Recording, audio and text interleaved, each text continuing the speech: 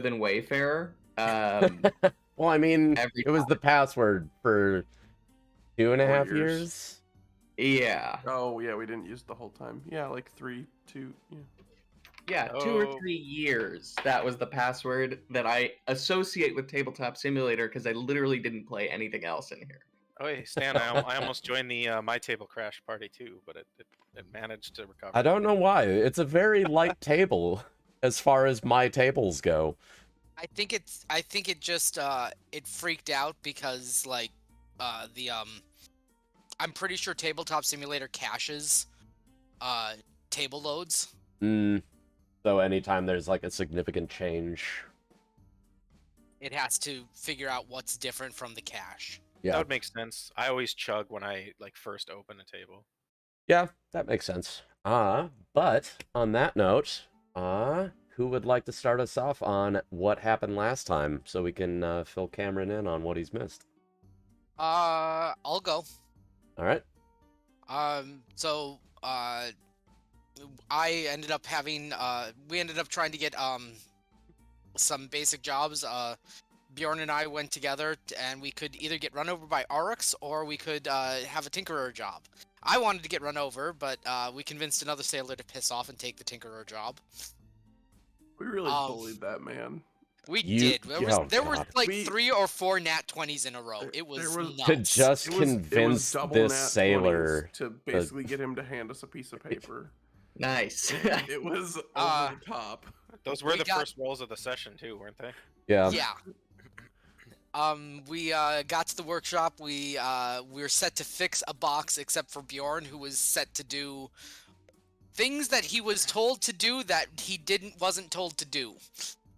That fucking old crazy dwarf. No excuses. Listen, that's all it says in my notes is Bjorn is told to do things that he wasn't told to do.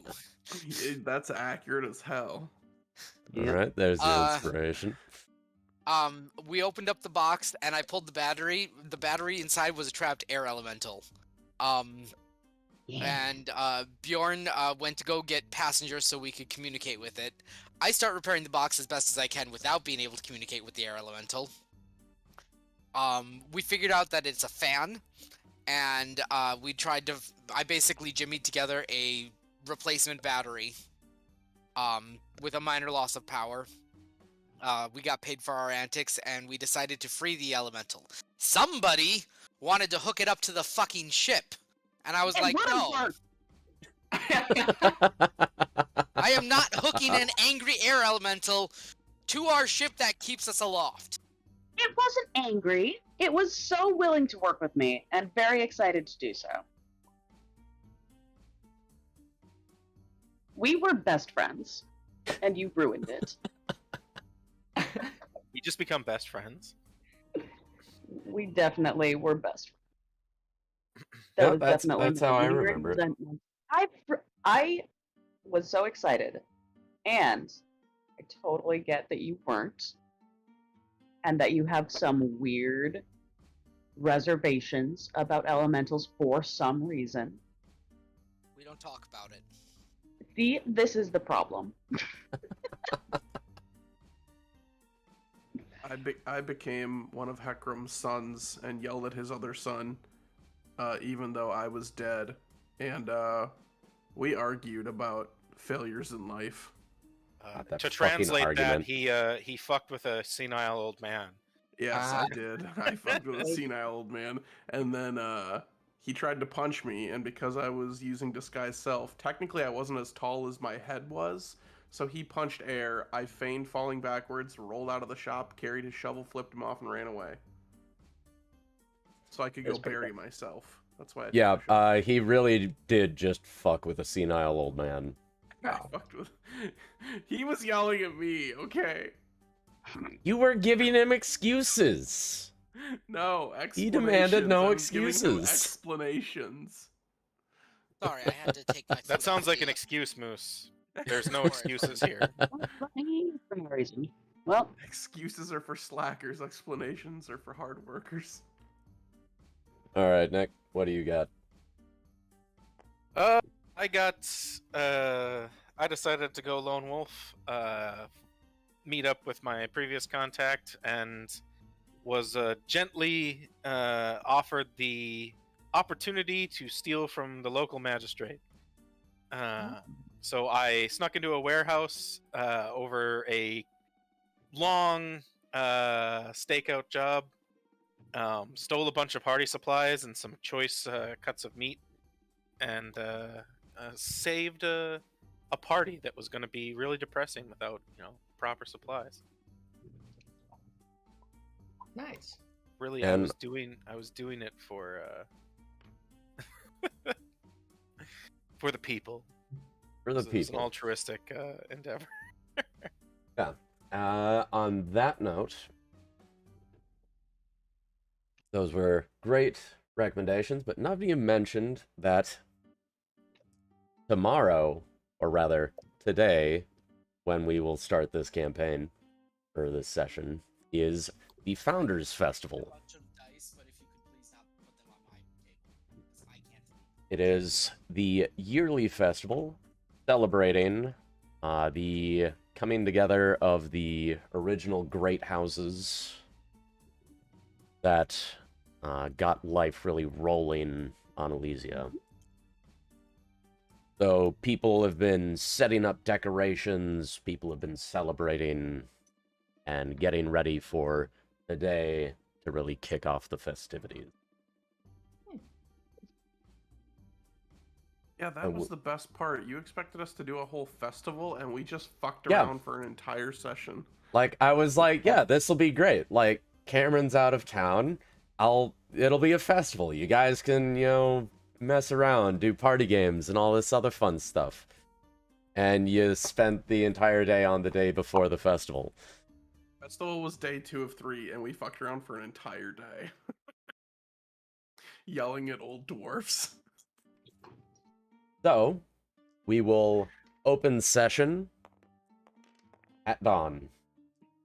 You guys wake up, and almost immediately, even inside the ship, you can hear the sounds of activities outside.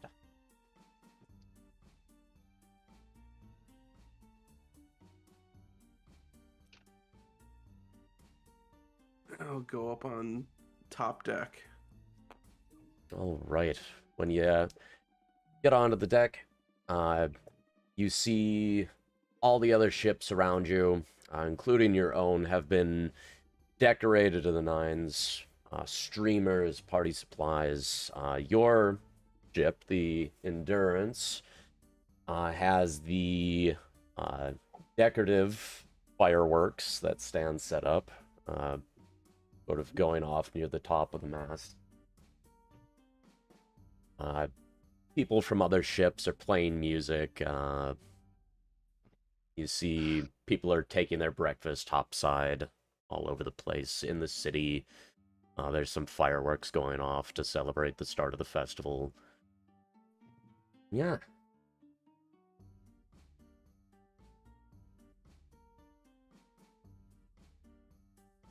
Was I around for when they were releasing the Air Spirit, or was I not back yet by that point?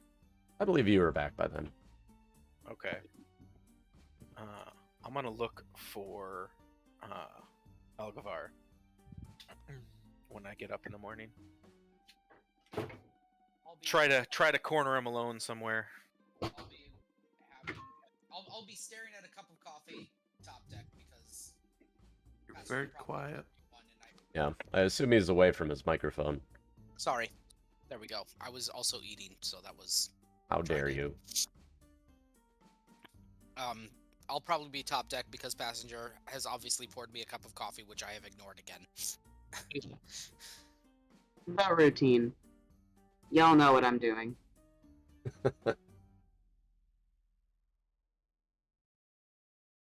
So I am looking at a cup of coffee on the top deck. Look at it. Look at it. A bunch of the other sailors from the Endurance are up there with you, enjoying their cups of coffee. Oh yeah, I had a bonding experience with some of those sailors. I gotta chase some rats around. Ah, yeah, the rat stomping day. Yes, and I left them to the stomping, but did do some bonding. And be fair, the elemental did clear out the hold. Yes. You Sorry. used your best friend as a hairdryer. Yeah, it was great. And then I set him free. It was great. But today, mourning the loss of my best friend, I am sipping my coffee pensively. All right. But I imagine some of those sailors that I started bonding with yesterday, maybe, have chosen to join me today. Oh yeah, like you get, some nods. You hear a bunch of sailors talking about their scores, and one of them is in particularly celebrating the fact that he has some extra spending money for the festival.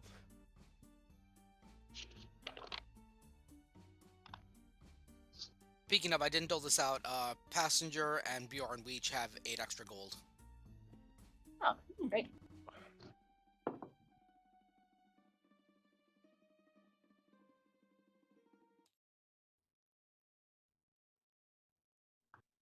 Nice.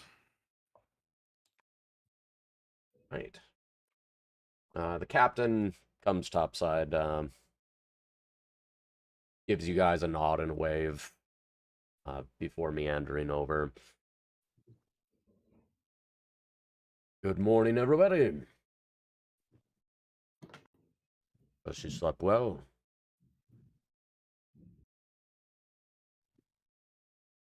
Yes. Pour him a Yep. cup of coffee.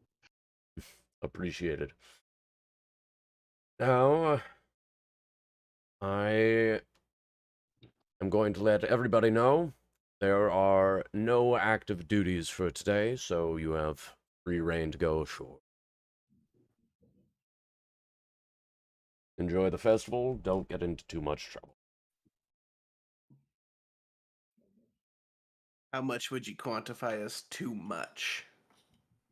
Anything that would make the endurance look bad. So bar fights are okay. Depends on the bar. And only if we win. Got it. Captain puts his finger on his nose.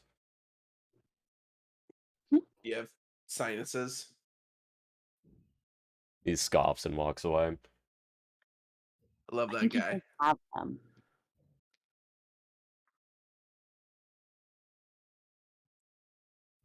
Around that time, Naria comes up top. She's dressed in a very festive outfit, matching a bunch of the flag colors that are flying from the masts. Who's all ready to go ashore? Absolutely. Let's do it. Captain speaks up. Same goes for you, Nalria. Don't get into too much trouble.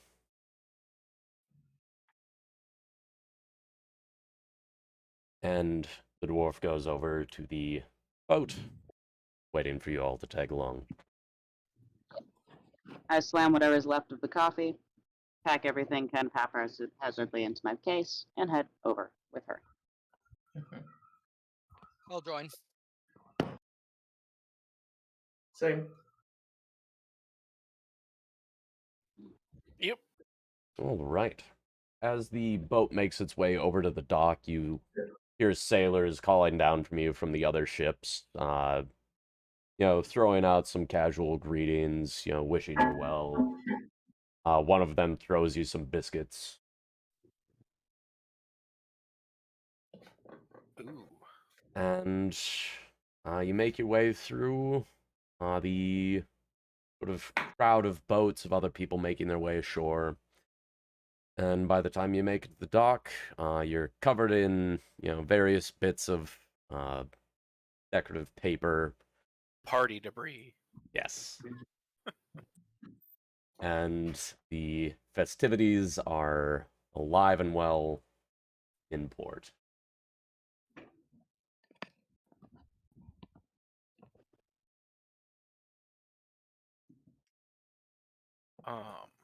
We didn't have anything that we were like supposed to be doing today, right? Nope, just celebrating and enjoying your time. There's going to be various activities, a couple of competitions. Was I invited to the party that my associate was throwing? Or was it more of a private matter? More of a private matter. You are welcome to dinner after the fact, but the party is a family affair. Sure.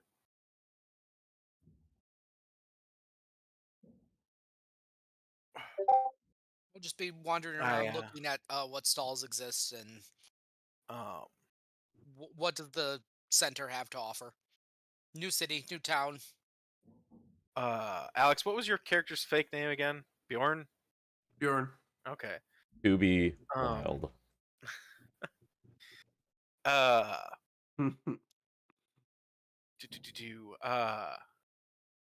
You have like openly confirmed that you're at least from or have been here before, right? Around these parts? Okay. Mm-hmm. I kind of look down to you and I say, well, I got nothing on the schedule for the day. Anything you'd suggest, Mr. Bjorn? Or Mr. Wild? Well, in this town, there's a lot of drinking usually. During the festival, there's probably more drinking. I suggest getting masks because that sounds festive and fun. Sounds delightful. You know a particular vendor or area in a town where you can get something like that?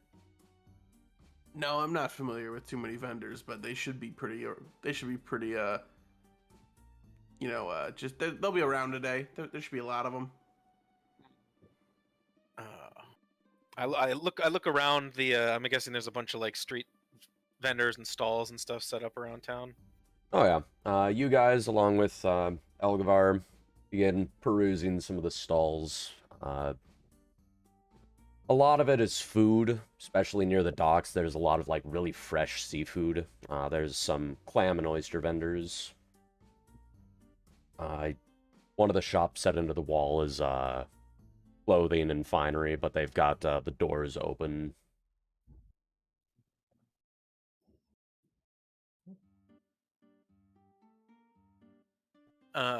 Anything? I'm assuming at least a decent portion of the food stalls is stuff on sticks. Oh, there's definitely some sticks involved. I'll definitely grab some food to go since it seems like we didn't eat on the ship in the morning. And just kind of peruse around looking for like a fun mask stall or something like that. All right. Get some carnival equipment. Mm-hmm. Yeah. How about Passenger and Kimbrin? Passenger is tagging along, trying to remain more or less inconspicuous because she knows now that there are people who would recognize. And as soon as masks and or carnival equipment are mentioned, they are all the way on, enthusiastically tagging along. Is Passenger a robot for anybody else? Yeah. Yeah, it was a little staticky. staticky. Oh, sorry about that. Oh, You sound good now. No so worries. I'm not sure if it was just a hiccup. Yep, no idea. I changed literally nothing. You were going happens. through, you know. I moved the fan away from the mic so I could stop Darth Vadering. Anyway, yeah, I am all the way down for masks and or other festival attire. All right. Yeah. Mostly I'm just hanging back, watching, but trying my best to enjoy the day.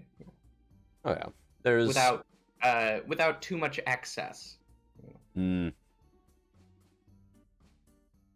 Well, there's plenty of people watching to be done, and a lot of excess being done by other people. even though it's like still within an hour after daybreak. There's already people drunk, whether they started fresh or just kept going from last night, who's to say? You guys walk along, you pass plenty of food vendors. Nick, you end up picking up a, like an octopus on a stick slathered with sauce. Sounds messy. You come across a, it looks like it was a storefront, but pretty much the entire front of it was opened up, and the store has spilled out onto the street in organized chaos of flowing clothes and a nice rack of masks. I look for either the most dapper or the most ostentatious looking one. As you begin perusing, one of the clerks comes up to you, and you see he's wearing a mask himself. It's got an exaggerated long nose and a really cockeyed smile. Good evening, sir. How may I help you? Well, I'm looking for something that either matches my current attire or looks like a load of fun. Ha. Well, then might I lead you over this way? Follow He suit. begins taking you through a couple of other racks, and he shows you a display table that has some sort of glittery, shiny masks, like they've been polished and look like they've been decorated with fish scales.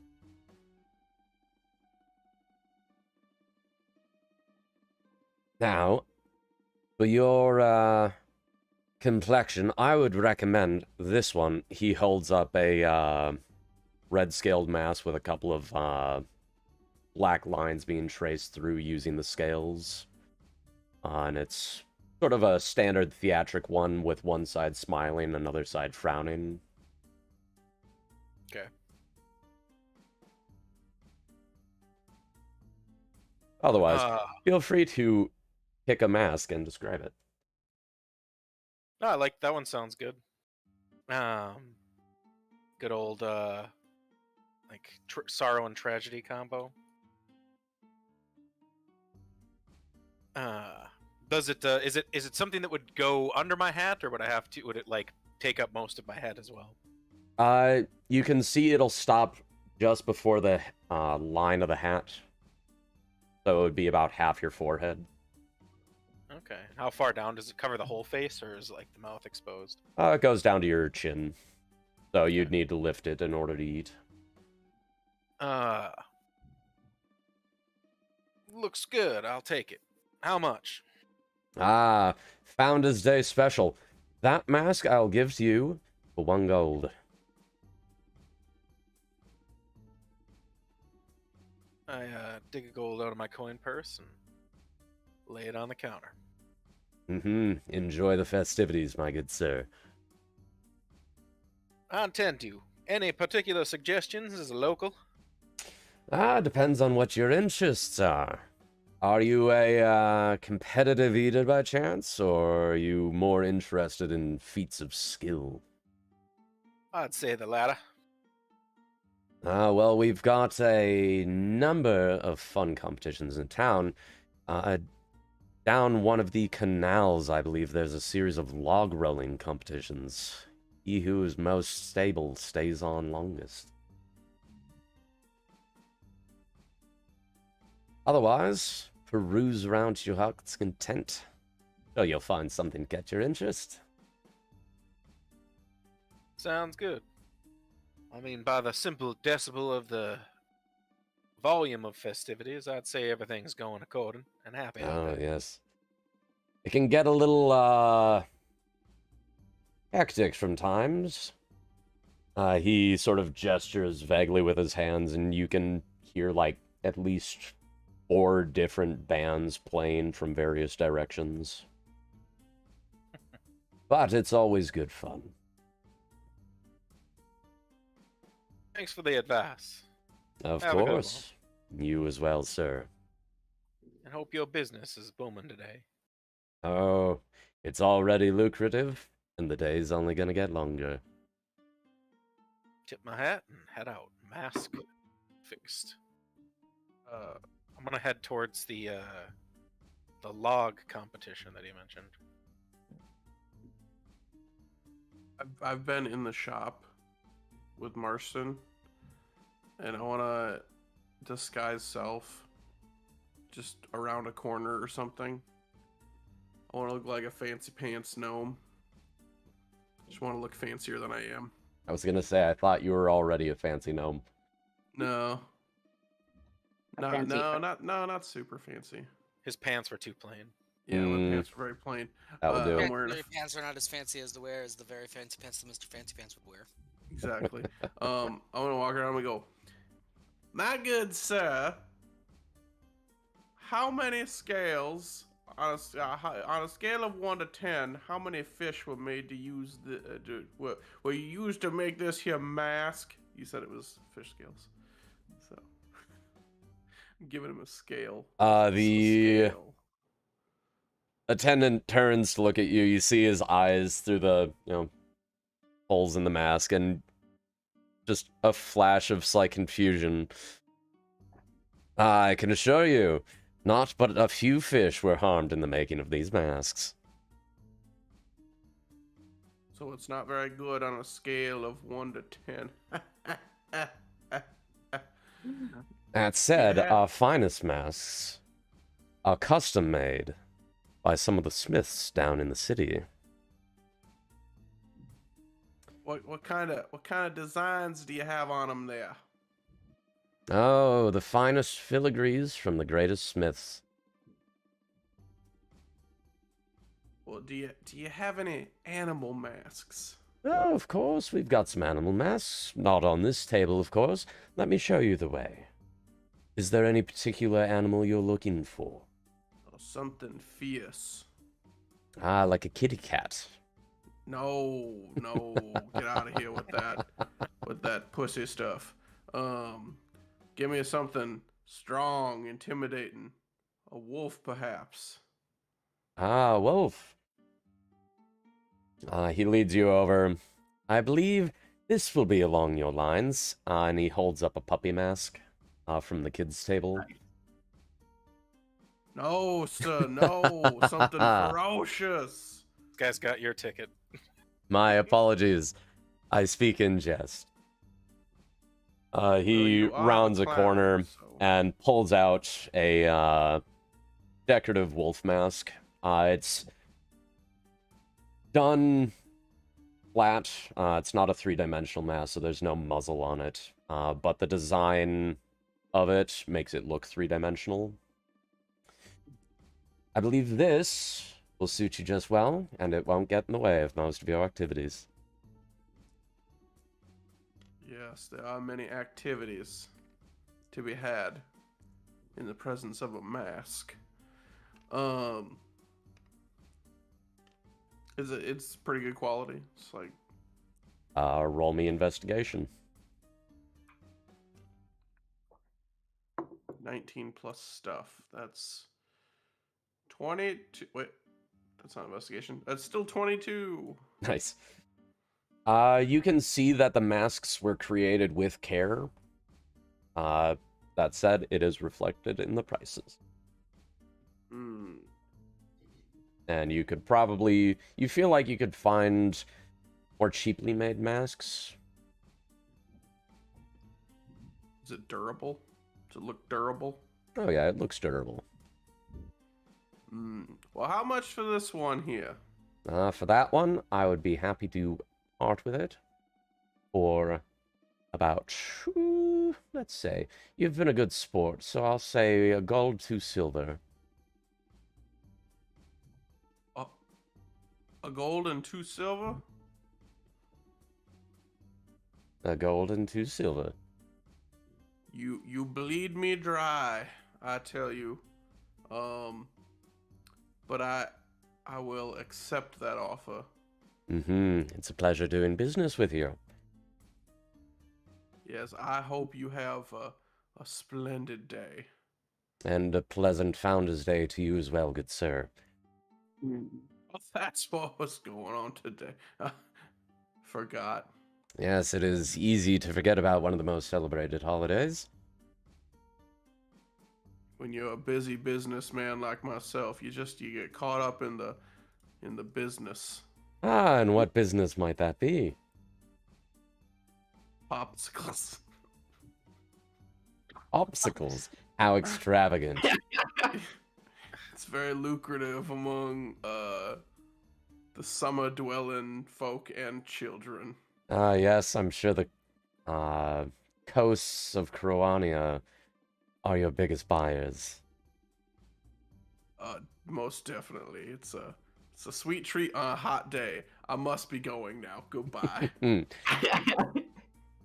I didn't think Have you'd a ask. pleasant day, you well-dressed popsicle peddler. Follow-up question not expected. Abort. Abort. I'm gonna do a deep bow, drop my illusion, and then do a little heel click on my way out. I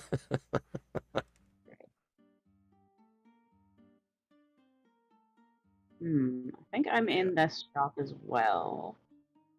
Note to self: must start popsicle business.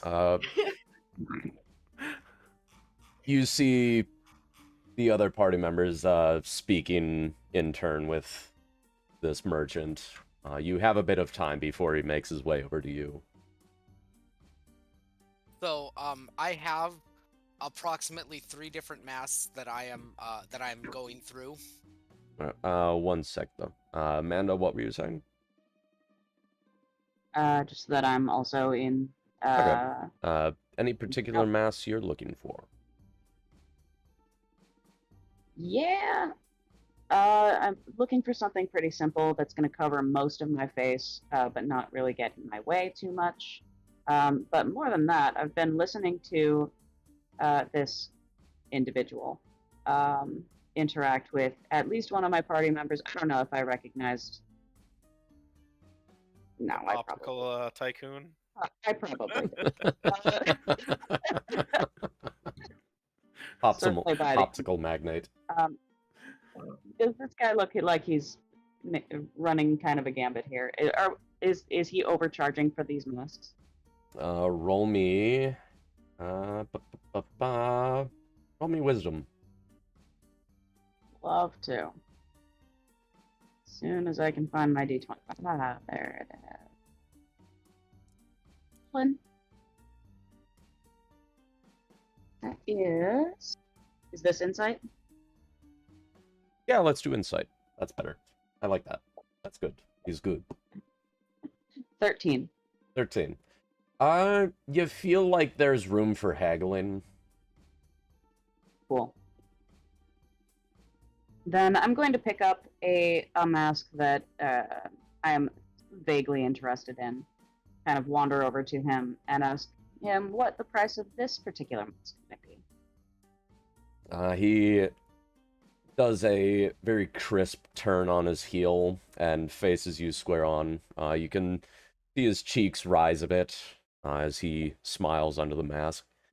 Ah, for that piece.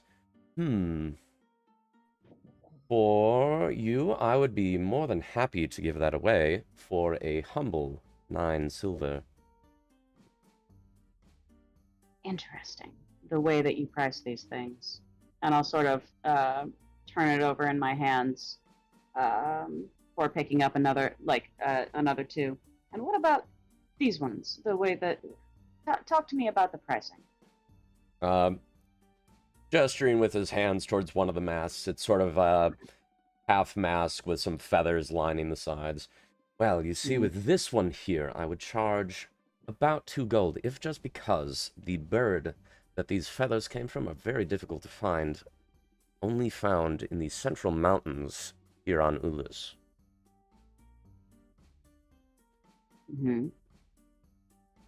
So, there is that. We do get a good supplier for the feathers, which is why I'm able to do it for less than 5 gold, that mask. The other one, that's a bit more humble, so I would do 5 silver.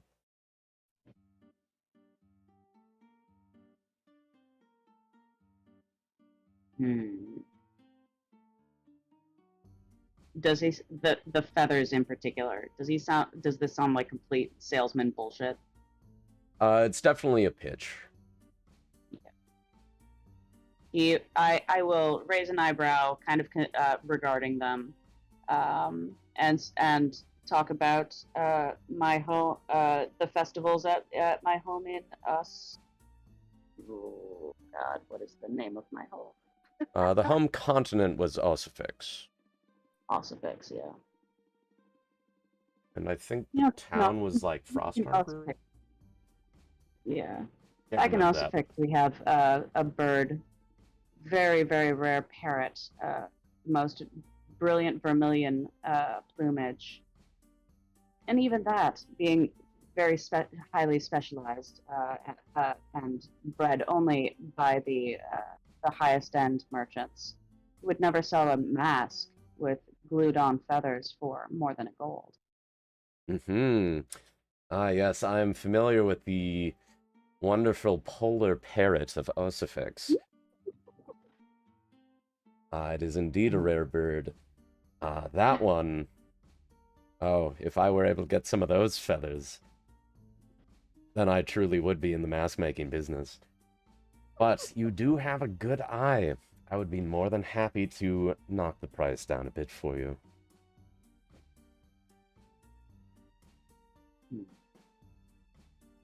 But does it go with what I'm wearing? Oh, of course not. If I were going to recommend you a couple masks, I would lead you over this way. I'm going to put down the one with the feathers and the one with the more simple one, and I'm going to hang on to the red satin one while I'm while I'm following him. Okay. He leads you to a table where there's a number of... at first glance, they're very simple and unassuming masks. A lot of them are just basic facial expressions, but you notice they don't have any mouth openings for them. It's a full face mask. He picks it up and moves his hand a bit, and you see the facial expression changes based on the angle. For you, I would go with something a bit more subtle. Interesting. And this one. I will, like, I'm playing him a little bit. I'll kind of, like, casually drop the satin mask and kind of, like, look pretty closely at it. And this one. Ah, you have a good eye. Ah, for that one, it was supplied by a good friend of mine, and I believe the price he was charging me would let me sell it for about a gold and 2 silver. Would you be willing to knock off a little bit from that, based on how much you overcharged my friends over there? And I'll kind of nod toward the two that he definitely, absolutely overcharged. He puts a... I'll give him my frankest, most, like, straightforward expression. He puts a distressed hand on his chest and looks abashed. You're friends with the popsicle magnate?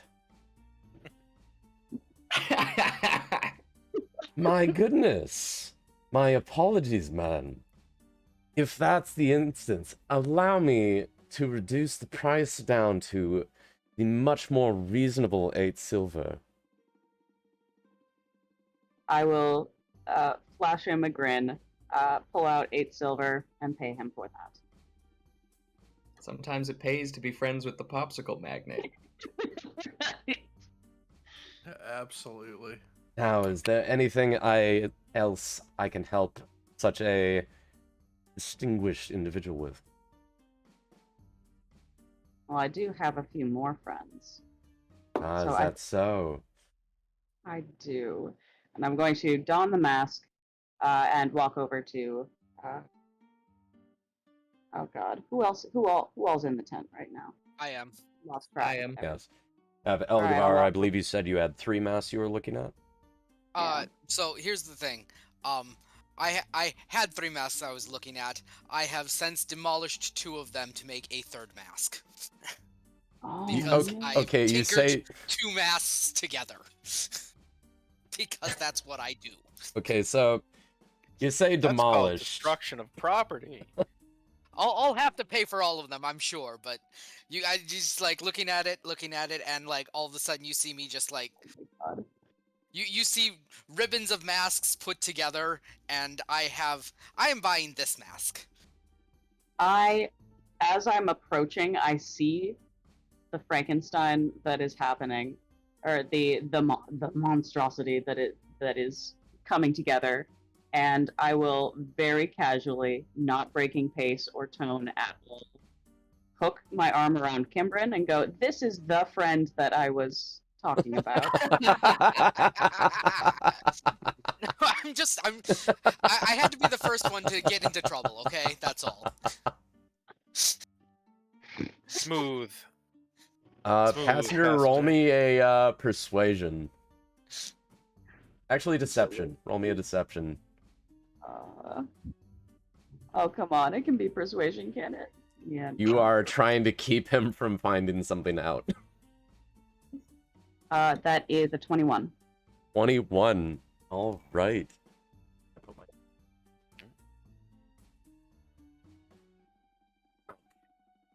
What happens when you leave Elgavar alone for too long? No! Awful.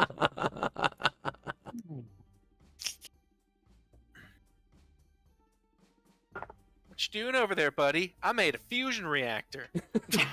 No! Billy, what do you have? I have a knife! No! Don't look at them, Billy. The merchant immediately just shifts his gaze over to Kimbrin. And hello to you. How may I help you? Hello. I was interested both in this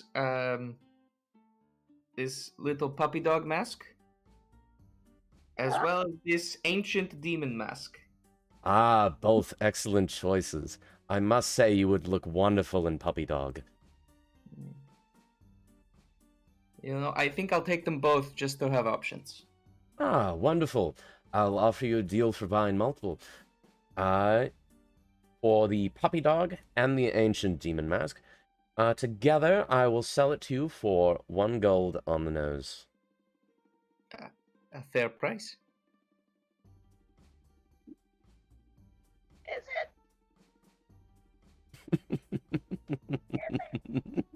it though? You see him just side-eye Passenger, just a glint in his eye. Hey man, it's your money. Yeah, but I don't know. I feel like that puppy dog mask took about 2 seconds to put together. Oh, for sure. It's for the kids. As cheaply made a mask as one could get. Yeah, it's for, It is like, so the kids that, you know, would probably end up breaking it within the first couple hours. Mm-hmm. The ancient demon mask, on the other hand, make sure to have somebody use detect magic on that at some point. I see. Duly noted. At about that time, the merchant's head swivels looking for other customers, and his eyes just go wide under the mask. Almost spinning around Passenger, he walks over towards Elgvar. Good sir! You look as though you need assistance. How may I help you? Now, I want this mask, and I have cobbled together basically a half white, half black mask from 2 other different masks. I believe what you meant to say is you want those masks. No, I want this mask. That'll be 3 gold, sir. 3 gold for those 2 masks and this mask. This is a mask that I have made. Surely there's a discount for making your own. Oh, don't mistake me. I'm not charging you for masks. I'm charging you for destruction of property. That mask in your hand is free. For the low, low price of 3 gold. We said this mask is free. For 3 gold. Free for 3 gold. That makes no sense, sir. It doesn't need to make sense. You broke my stuff. I didn't see anybody's name on it. It's actually... This one says that it was made by somebody else. I broke his stuff. It says it was made by somebody named China. You see his hand go up under his mask as he pinches his nose. Ah, one of those revelers. How were the drinks this morning? That'll be 3 gold. Now, if you'd like, I can bring in a third party to help with the negotiations. I believe his name is Constable. I will pay him 3 gold, but, and then I will take all the bits of masks that I have destroyed. Have a nice day. Do come back.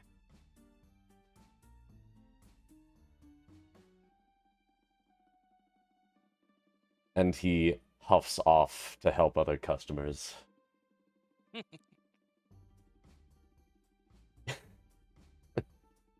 And now you all have some nice fresh masks.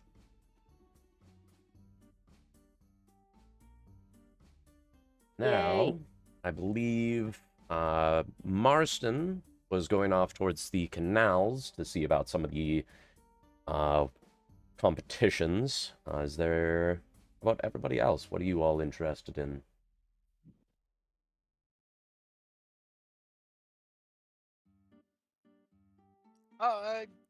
Or how are games you of all going games of about skill. business? Looking for games of skill. Okay.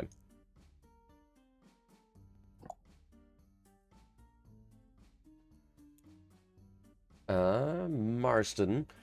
So, after you leave the mask shop, you start walking down the streets, and soon enough you come to one of the canals leading off the main bay. You pass by a bandstand that has a group of bards on it playing a rather jaunty tune. Is it our And friends? what was that? Is it our friends? The New Fables. New Fables. The New No, Fables. no, this one is not your. These aren't your friends. I mean, they could be Got it. your friends, but They're it's our not. enemies. It's not those friends. They've Let's come kill to the band. kill us all. Yeah, we'll just get rid of every troop of bards until the only ones left are the New Fables. Yeah, they wanted help spreading their name. I don't know if that's the help they were looking for. They get arrested in a city for connection to murders. So you're telling me that you want us to kill all other bards? No! What? No, how did you get that? But yeah, Marston, you come to the edge of the water. The stone walkway is lined with pop-up shops. And once you round the corner of the canal, on your side, you see the side you're on is a very wide thoroughfare with more shops, a bunch of revelers, big crowds. On the other side, you see the buildings coming right up to the edge of the water. A couple of decks with people standing on it, enjoying the sights from their own home. And out in the water, you see various other sights. There's another band on a floating bandstand. A couple of swimmers, various boats passing by. But you also see in a roped off area some people doing the log competition. Did I happen to see any, like, I don't know, darts or, like, knife throwing stands Oh, yeah. on the way? There's plenty of other various ones. Very low-key, like not official shops, just, you know, a bunch of them this close to the port look kind of like they're sailors just trying to make a quick gold. There's some of the cup games. You see some knife throwing competitions. Does the log thing look like more of a strength? Is it like a dexterity thing or like a strength thing? Like... Dexterity. You see people like it's the two people on each end of a big log rolling it, trying to stay standing. So it's very much about keeping your balance on the wet spinning log. There's a joke here, and I'm not making it. You're welcome. Doing our part. Believe me, everything I say, there's a part of my mind that's just like, okay, how are they gonna construe this and make it dirty? Mm-hmm.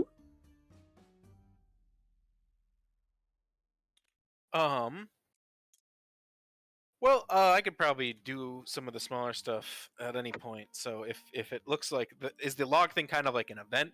Like, is it being like put on or whatever? Well, you see a guy from this distance. You can't really tell the specifics, but you see a guy talking to the crowd. Around that time, somebody falls off the log, and the guy's like, "All right, next up, who's got next go?" Challenge. Oh yeah, I'll head over that way. All right. Is there any betting going on with this? Oh yeah, there's plenty of betting.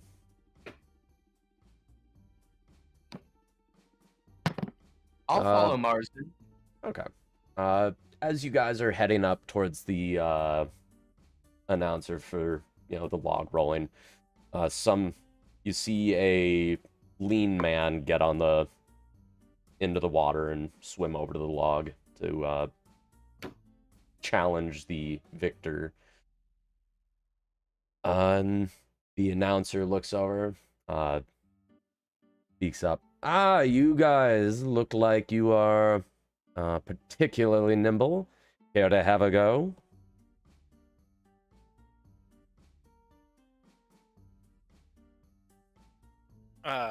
Is there an entry fee, or is it just first come, first serve? Oh yeah. Right now in the morning, it's anybody who wants to, come in and try to have a go at it.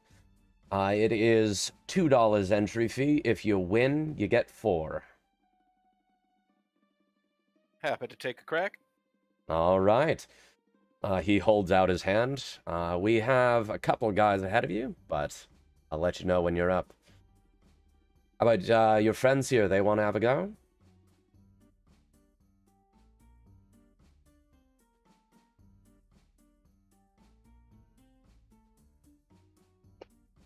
There has never been a scrawnier, less athletic person than Passenger. Doesn't mean you can't be nimble. From behind the announcer, you hear a splash as the challenger falls into the water, and the winner, she's an elf. She holds up her hands, just beckoning for some cheers. All right, the announcer points to somebody else. All right, my horned friend, you're up after this one. You see the two competitors face each other on the log, and then turn opposite ways and begin trying to knock the other person off by trying to change the momentum of the log.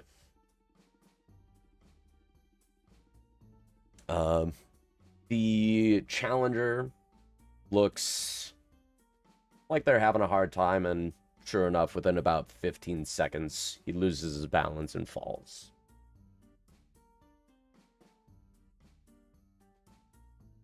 All right, you're up.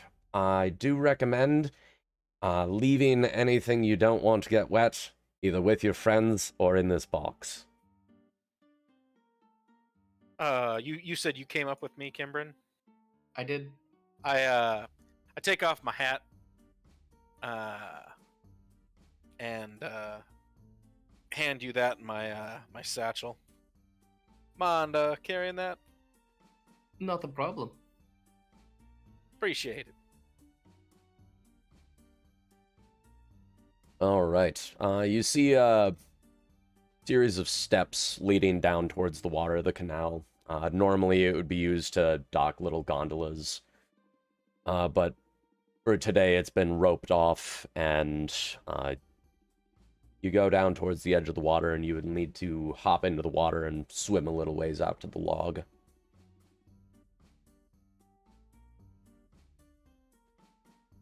All right. I jump in. The water is cold and refreshing. Your feet don't touch the bottom. It's a deep canal. And once you get over to the log, the elf greets you and gives you a bit of a taunt. Ah, you look like you could do with another dip in the water to wake up. Allow me to assist. So, Marston is now going up against the reigning champion? Yes. I'm gonna look to somebody who's taking bets, and I'll put 5 gold on Marston as the new challenger. The person's eyes sort of widens, like, well, betting in gold. He immediately turns. Big competition, everybody! Gather around. We've got gold on the line here. Who wants to bet? The reigning champ versus the Scarlet newcomer. What are the odds? I have no idea. I've never seen the other challenger run. That said, the reigning champ here, she hasn't fallen in 45 minutes. Jesus. Wow. That's why I'm betting on Marston, is because if you've been doing this for 45 minutes, you gotta start getting tired. You would think. Up till now, all the bets have been staying fairly low because nobody wants to bet against her. But we've got gold on the newcomer. Who wants to join? Who wants to join? You see a few people hurry over. Better stop before they start rolling. He collects a couple more pieces of gold. Somebody throws down silvers, coppers are going in.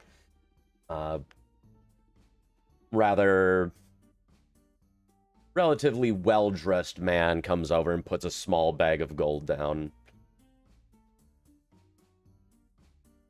Okay, now we've got some good odds. That said, if your friend wins, you'll be getting a fairly decent payout. Put 2 gold on the champ. 2 gold on the champ for the gnome. Like I said, I look at the I look at the guy who put down the bag of gold against mine, and I just smile, and my mask fuses together as part of my armor set. Just it assembles over my face. Oh my god. That's why I had to destroy 2 masks. Oh my god. Weird flex, but okay. You see the man's eyes widen a bit. Have you? You have to remember, I'm weird compared to everything in your world, Moose. The man backs away a bit and goes to stand over by the water at a different point. The guy collecting money finishes taking a couple more quick hand notes, turns to the announcer. The announcer turns to the elf and Marston and says, "All right, when you're ready, get rolling."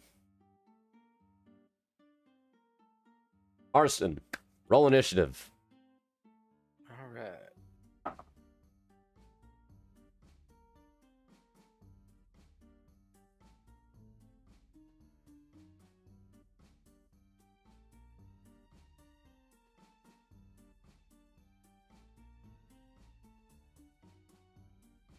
9.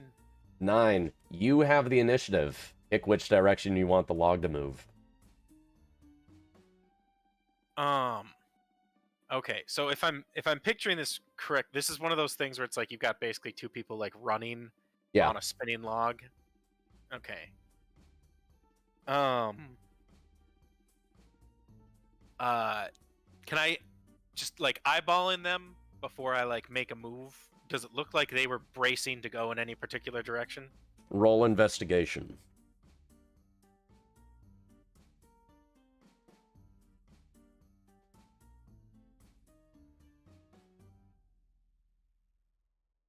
Not insight?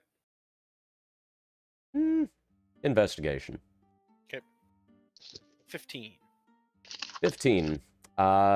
Inspecting her body language, it looks like she was prepared to start backpedaling. All right. I take like a hard step to get the log spinning, essentially because I'm guessing we're both kind of like staring straight ahead at each other right now. Yeah.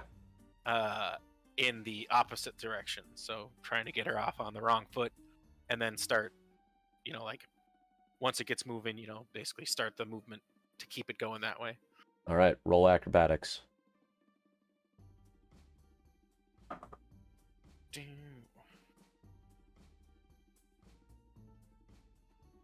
15. 15. All right, you get the log rolling smoothly. You see her stumble a little bit, but catch her step and settle into moving.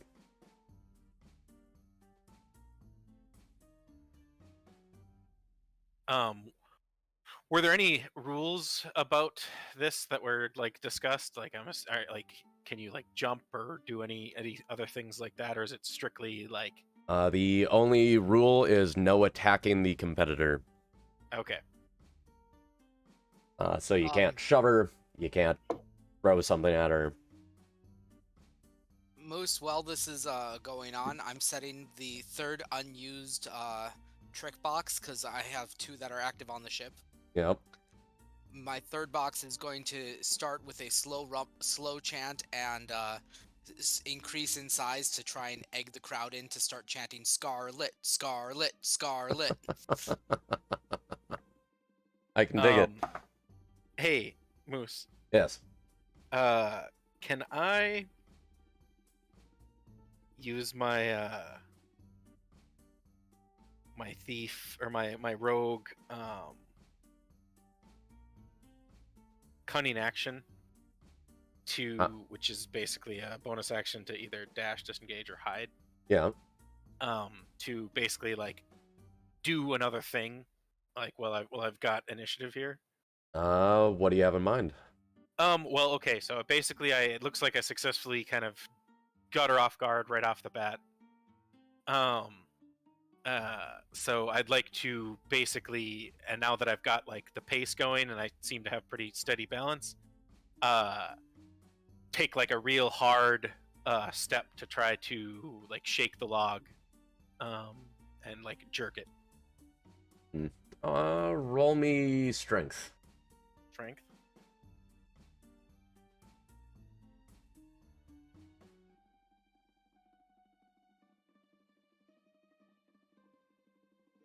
Eight. 8. You try to shake the log, but you don't get enough vibration to really throw her off. All right. But you see a wry smile across the elf's face as she gives you an appreciative look. That's not bad, but get ready for this. With one of her booted feet, she stomps hard on the... let's see. On the side of the log that's spinning up out of the water. And with a jolt, the momentum of the log begins to slow and start the other direction. Roll me acrobatics.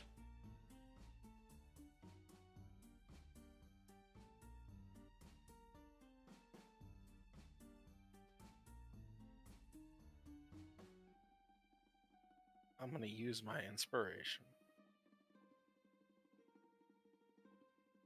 9. 9. Unfortunately, the change in momentum throws you off balance and you fall in the water. Wow. That was quick. The crowd erupts. A couple of people had started chanting Scarlet, but quiet down. I'll shut the box off. The elf raises their arms. Who's next? Having observed this, does it appear that she... How is she cheating? How is she still up?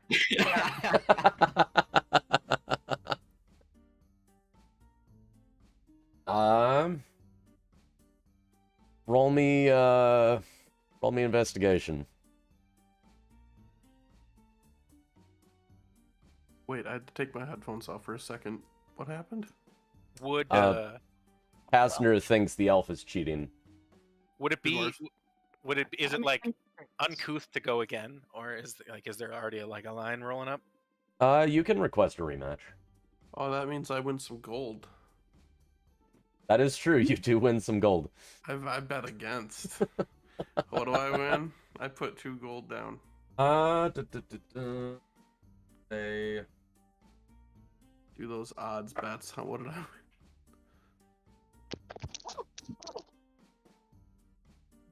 You end up walking away with 5 gold. I only rolled a What'd you get?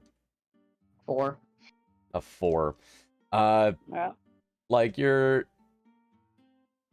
hands on your chin, just like, why? Nothing comes to mind. She looks kind of like a sailor, but you don't get how that could be a cheating action. Yeah. Yeah. She's just real. So when who's up next, I kind of come sputtering out of the water and hoist myself back up on the log with my one arm up in the air. The announcer calls out, "All right, he wants to go again." And the bookie taking the bets chimes back up. "Double or nothing! Who wants in on these bets?"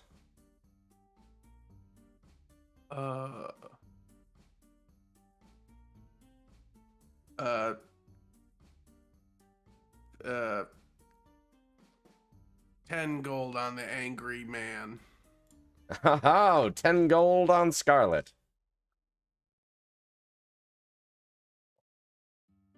The well-dressed man comes back up and puts 5 gold on the elf. He just got some winnings already. He must be excited. Yeah. I'll put another 5 gold on Scarlet. Fools! You just saw me get totally wrecked. I know. But I also know that you're good. You're the best. You're one of the best that I've ever seen. So. Maybe at some things. All right. But clearly log rolling is not my forte. Yes, Marston? if you win this match, I'll have lost nothing. All right. Marston, roll initiative. 6. 6. I've yet to roll above a 10 on any of these. Oh, no, I had one 15. Oof. What's your dexterity? Hmm? What's your dexterity? +3. +3. All right. I'll give you the initiative. Oh, well, she's bad at initiative as well. Can we see the log in the water that... Oh, yeah. You can see the Can we log. Does it look like there's anything on the other end of the log? Like, is it slick, like that Marston's on? Is it slicked or anything? Or does this look like a pretty fair game? Roll me investigation. Well, that's a nat 1. It looks like a wet log.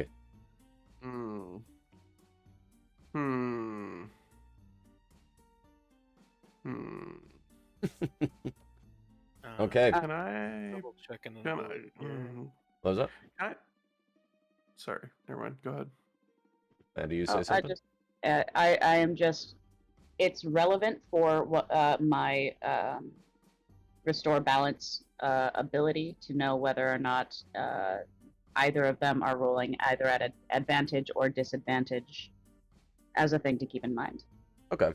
Neither of them are rolling with advantage or disadvantage. But if it should come up, If it comes up, you will be the first to know. Dankeschön. All right. Looking her dead in the eye without moving any sort of facial features or my mouth. I say into her head, "Ready for round 2, sweetheart?" And start the roll, trying to do the same thing I did before, basically. All right. Actually, instead of what I did before, I'm going to start going in a direction. As kind of like I'm going to try to do like a fake out, and then kind of like put my body fully into it, but then spin around and start running the other way. Roll me deception.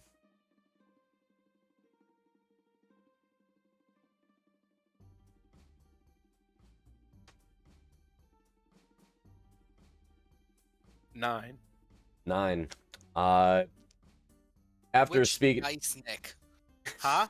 Switch dice, Nick.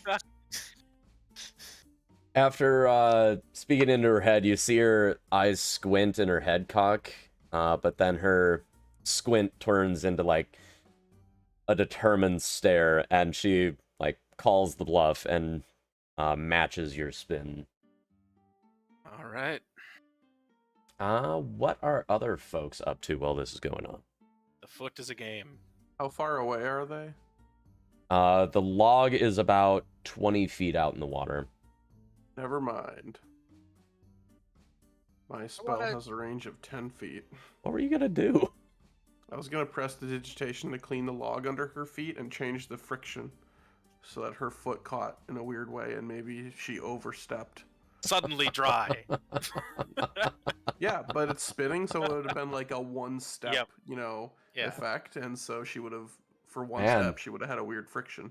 Yeah, that's quite underhanded. I'm impressed. It's a shame the log is far away. It's too far away, so... Well, you could get in the water, swim under the log, and then I'm a glass shark. I'm gonna take a gander and see if there's anything untoward. All right, roll me investigation. All right. Let's see if there is anything here. I'm good at investigations, so I don't know what these fools have been doing. But like, maybe she's just good at this game. It's called rolling bad, Stan. I don't know Nope, that. she must Get be on cheating. our level.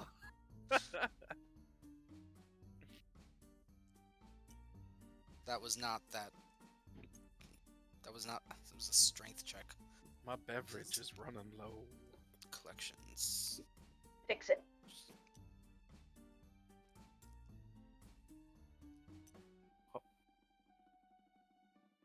I'm jazzed for having tomorrow off.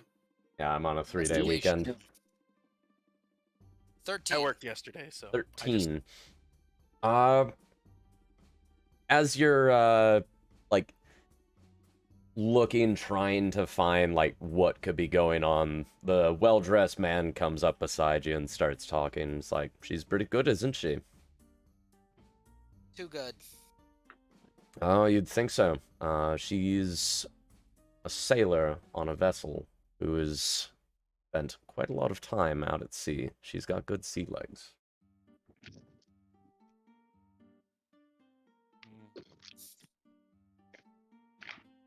Yeah, but 45 minutes. Seals don't lay eggs. Noted. I'll keep that in mind. check your anatomy. What's the game here? Log All carnival rolling. games. I'm muttering to myself as I'm talking to this guy. And just Gotcha. like, all carnival games have a gimmick. Now, you'd see, normally yes, but that would also entail that the elf is in on it, rather than Just being very good at this.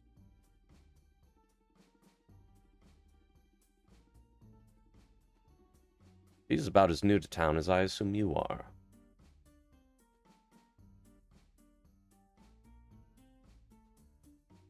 I don't say anything about how new to town I am.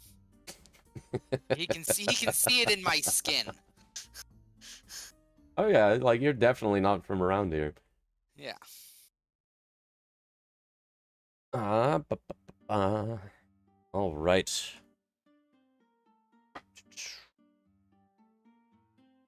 Marston, roll me athletics.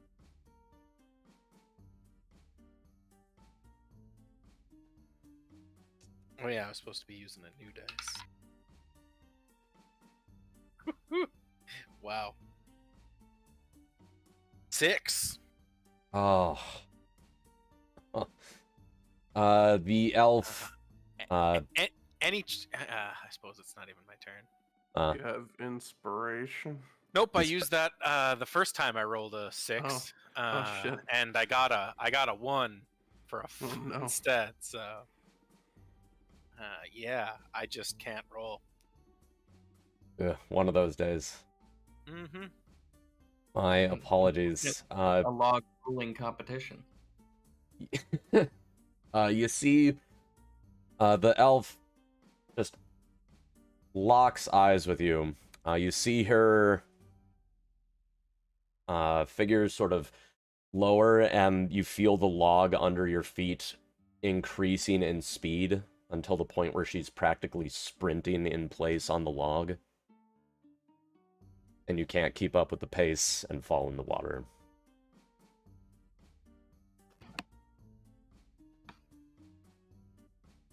Go flying backwards. Good old backflop. As you surface, you see the elf has walked over to the other side of the log and offers you a hand up. Best of 5? Ooh. Shipped. I'm trying to think if this is a I know when I'm beat moment.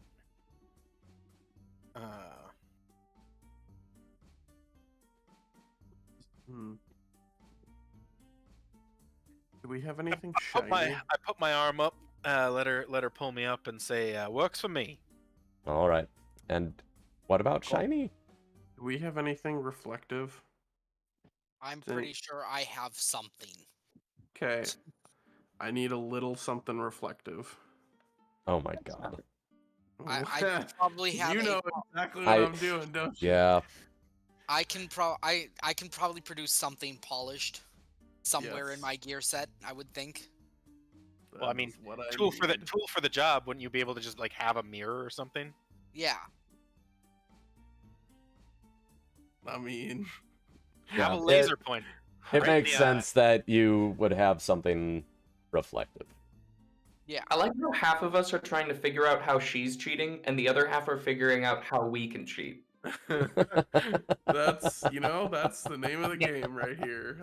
And the one person not in that equation is just prideful and stubborn.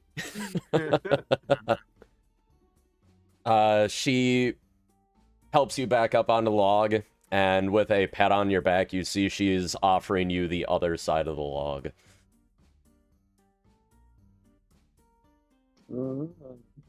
As she takes the spot you were rolling. I crack my neck back and forth and take up position. All right, roll initiative. Yeah. Do you ask me for a bit of mirror? I feel like I should just fail this on purpose because clearly I suck at starting. 5. Does she fail? 5. No, she has the initiative on this one. All right. By the way, 15 gold on Scarlet. Almost every one of these rolls has been 15? A 6 or lower. 15. I'm using a physical. Gambling's a dangerous addiction. Fuck this. How much gold do you have? I had like 60. I've barely spent any. Okay. And then I won, and then I lost. All right. She has the initiative. I'm not roll putting any money me. on this, but I'll hand the mirror to Bjorn. Yeah, Nick, roll me perception. Real quick. Perception. All right. 12. 12, you see she tries the same trick you did last time of feint. She starts to roll the log one way, but then changes the direction. Can I attempt to plant so that it does, like, basically counter move it in reaction, so that, like, instead of it going the way, like, basically, like, go into the feint so that when she turns around to try to make it go the other way, it doesn't. Okay. Roll me. Maybe reflex save or. Roll me. I want to say athletics. Athletics? No, Okay. let's do acrobatics. Acrobatics? Yeah, keeping your balance while doing that. There we go. 21. 21. Oh my god. As you do, you see her feet fall from under her. She lands on the log and slides into the water. Ooh. I didn't even have to cheat. Fuck yeah. The crowd goes silent and then erupts into cheers. There you go, Bjorn. Fuck yeah. It was all a ploy. Marston? I'm guessing the odds were pretty good on that one too, since I just failed twice. Marston? Yep. She hasn't come back up yet. Oh. I immediately dive in. You see Did it look like she hit her head when she fell? Like when I saw her go, like, hit the log and then go under? It sounded like she hit the log. You couldn't quite see the details, but yeah. Then I jump in the water. The cheering crowd. Some people begin whispering like, "Oh God, what?" You swim down a short ways. You grab onto her and swim back up. She look out? Yeah. She rolled a nat 1. Oh. On okay. Staying on the log. I'm going to head over to the edge of the water and Marston. I surface with her kind of slung over my shoulder and start paddling towards this was in like a canal, you said? Yep. Okay. Towards the stairs up. Yeah, And, like the sides are carved stone with stairs that lead down to the water level. Basically ready to do a medicine check and look this girl over and make sure that she's all right. Okay, roll that check. Medicine.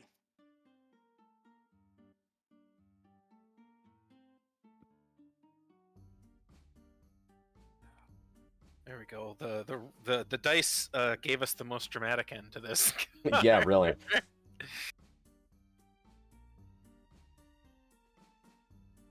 An 11. An 11. You can tell she's out cold. Okay. She might have inhaled a bit of water, but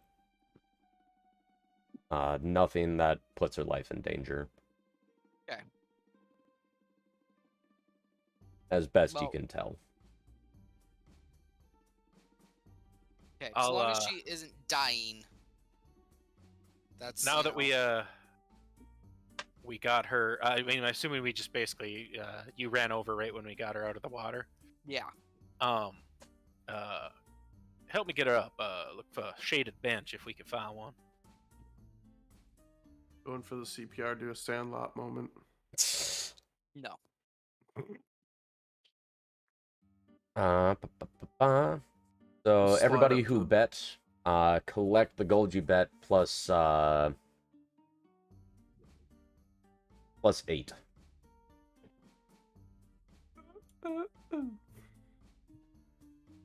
Yeah. Okay. They're taking the elf over towards a shaded bench to rest. What's everybody else up to? Counting my fat stacks.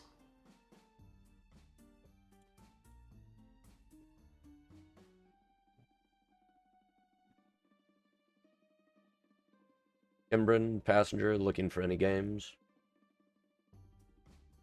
Not I'll look really. around. Sorry, go ahead.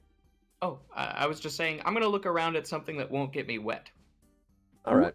There's plenty of other more low-key games along the side of the road. There's some people playing cards. There's the find the ball under the cup game. You see one particular table.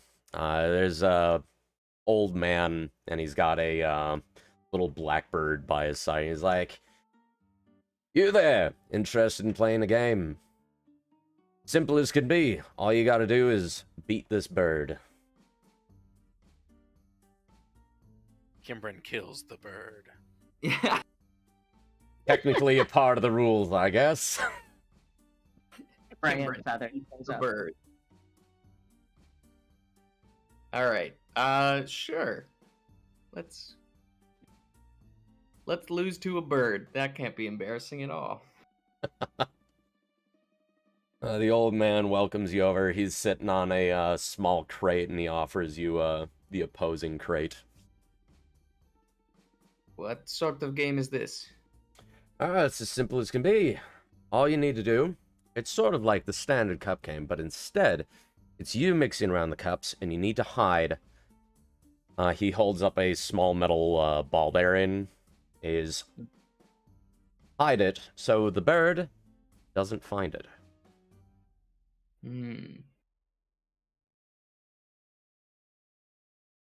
You're right. Seems simple enough. It's, as you can clearly see, it is metal. It doesn't give off any particular scent. It's certainly not bird feed.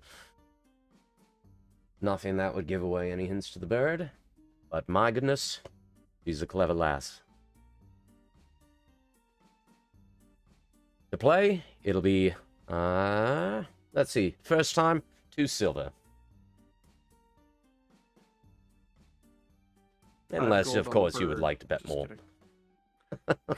Oh shit. Just kidding. All right.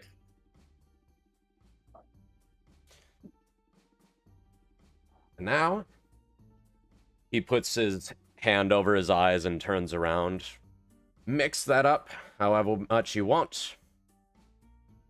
Feel free to use any sort of trickery, subterfuge, or line as you see fit. Okay. I'm gonna cast Silence. All right. And Right. then I will do my best to obscure where the ball is. All right. Roll me deception.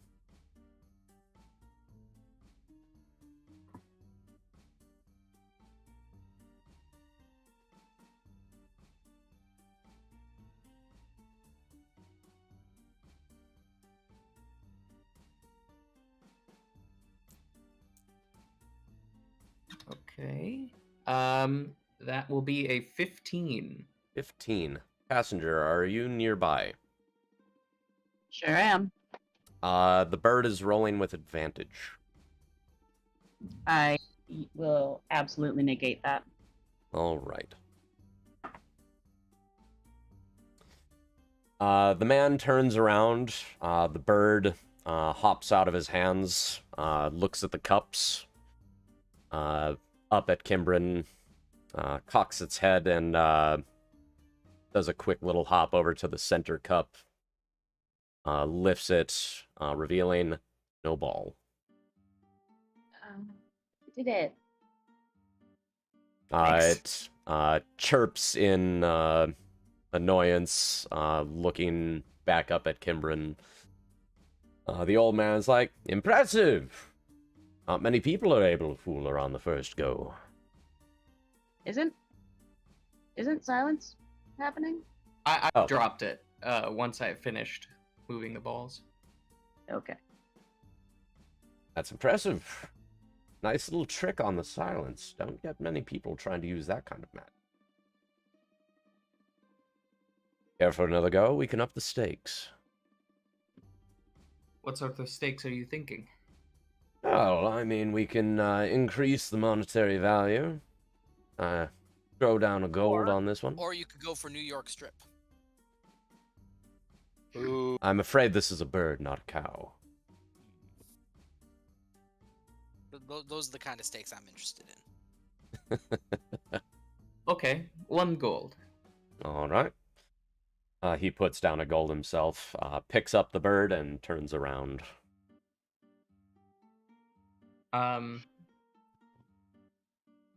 This time, I'm going to cast Minor Illusion. So that as I'm moving the cups, it looks like each cup has a ball in it. Hmm.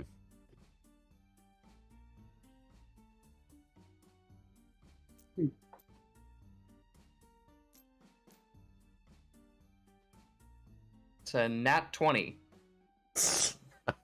plus 3. 23. All right. The man turns around, sets the bird down. The bird hops over to the cup on your left, lifts it, revealing no ball. I'm glad I didn't bet on this bird. The bird chirps once more in dismay. The man puts his hand against the head in feigned dismay as he's like, "Oh, twice in a row. Come on now, this is getting embarrassing. You're gonna make me look bad." Aw, poor bird. Tell you what, this time I put down 20 gold, and you put up the bird. The man's eyebrows just shoot up. My bird, huh?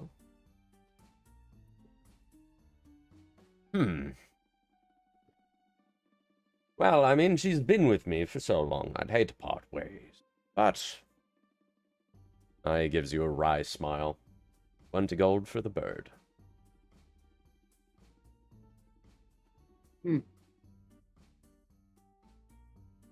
He picks up the bird, turns around.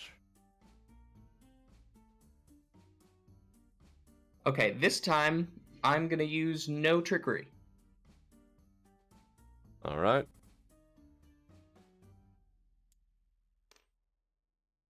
I'm gonna use my inspiration though on this roll.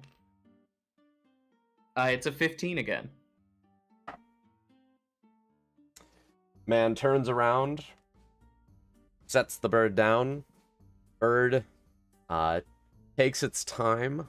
It seems to understand the stakes of this one. Inspecting the cups. Before hopping forward, lifting the cup, and revealing the ball. Damn. It chirps happily and then flies up to the old man's shoulder. The old man feeds it a bit of bird seed. Want to try and win it back? The 20 gold, I mean. Yeah, I drop it on the table. I won't put up my bird for this one, but...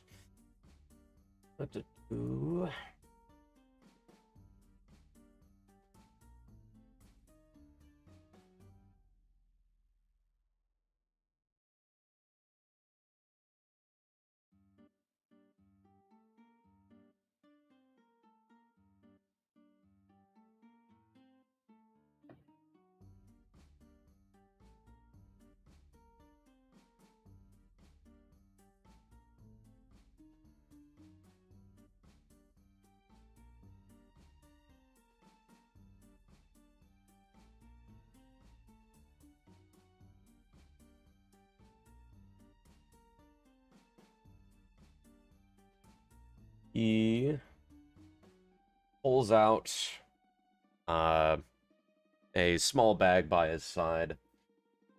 I will put up a rather unique oddity. Somebody else tried betting the other day. He pulls out a single arrow. And and sets it on the table. Now, I assure you, it's no common arrow. And it's well worth the curiosity you could gain.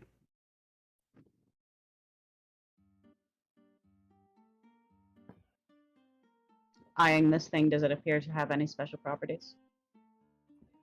You're just making like a look at it, not using like any detection stuff. I don't have like detect magic or Okay. anything, but if there are any like symbol, like maker's marks set into it or anything like that, or if I would recognize the craftsmanship in any way. Carved, there's very light carvings on the wood of the shaft of the arrow. Nothing that would affect its trajectory, but enough to make it decorative, which seems odd for something somebody would just be firing from a bow willy-nilly. Yeah. Is that like just fancy for the sake of being fancy, or does it appear to be like be arcane in nature? You can't quite tell offhand.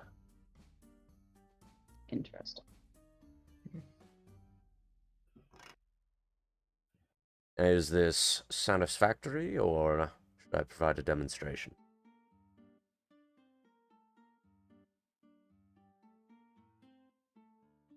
I'd love to see a demonstration. The old man stands up. There's another bag nearby. He pulls out a bow, removing a cloth from it, strings it. Moving to a safe spot. There's like a closed alley, and there's some boxes and a stone wall on the end. He knocks the arrow, pulls back, fires. The arrow goes directly at the stone wall, and then hits with a nice piercing tink as the metal arrowhead strikes stone, and then it bounces off unfazed. He picks the arrow up, comes back and shows you. Even after being fired full force from a longbow, absolutely no damage.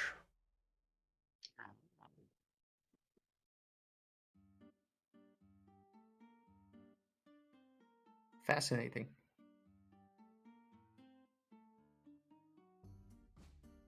Very well, let's go again. All right.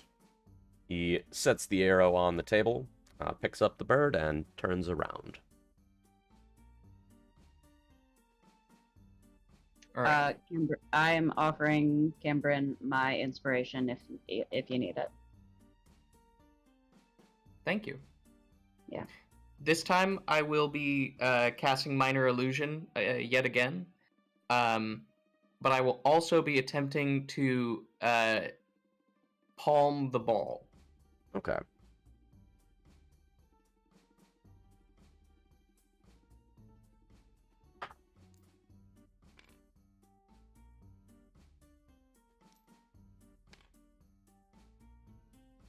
All right, that is an 18. An 18. Do you want the inspiration for?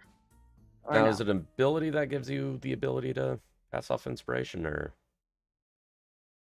is it just your character inspiration? Inspiration is something that you can give to other players in other games. I don't know if that's the case in your game. Never mind. I mean, if there's, a case to be made for it, I'm fine with it. I think I'm happy with the 18. Win or lose. Thank you, though. The old man turns around, sets the bird down. The bird looks across the cups, then up at Kimbrin for a long moment, and back to the old man. The bird hops forward and lifts up a cup, revealing no ball.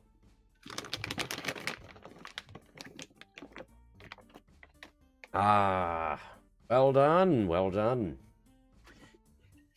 You keep the 20 gold, and here's the arrow. Why, thank you.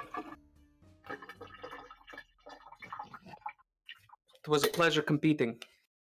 Of course. Very clever bird. Oh, she's a real dandy. What is her name? This is Margaret. Margaret. She's been with me for many years. I should be lucky to encounter one such as her again. Oh, who's to say you won't? So, keep your eyes out. These little blackbirds are devilishly clever. I will put the little ball at Margaret's feet and see if I can like gently stroke her beak if she'll give me permission. You're able to. Her eyes close. What? What did you say? You're able to. Oh, okay. The bird, closes her eyes and looks to be enjoying the pet. Very nice. All right. For the record, I am gonna leave the 20 gold. She won that round fair and square. Oh. You sure? Well, She then, earned it. it's much appreciated. I'll be sure to buy her some good feed. Good day to you. And to you as well. Back over by the canal, the elf wakes up. How Oh, long good. was she out? Couple minutes. Okay. Not too long. I've She got wakes my, up. my Go coat ahead. that I took, my vest and trench coat that I took off before going into the water. I've got like kind of under her head on the bench. Keep her head up. When she opens her eyes and she sits up, looks around. Rather Wow. nasty spill you took over there. Must have been. I'm glad for it. I didn't have to see how bad I lost. It was quite spectacular. Well, it was about time. My legs were starting to get tired. I'd say you won that one, an even 2 out of 3 then. It was a good match. Now, stranger, what is your actual name? Gareth Marston, at your service. She shakes your hand. It's a pleasure to make your acquaintance. I'm Solana.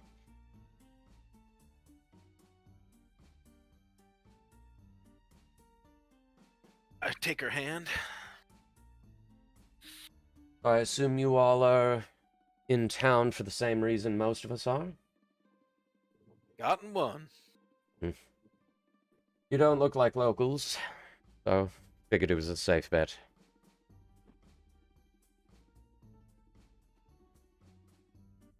Fair assessment. We're just passing through and figured we'd take part in the festivities. It's a good day to do it. What ship are you with? The endurance. Endurance, huh? I recognize the name. It's, got a good history.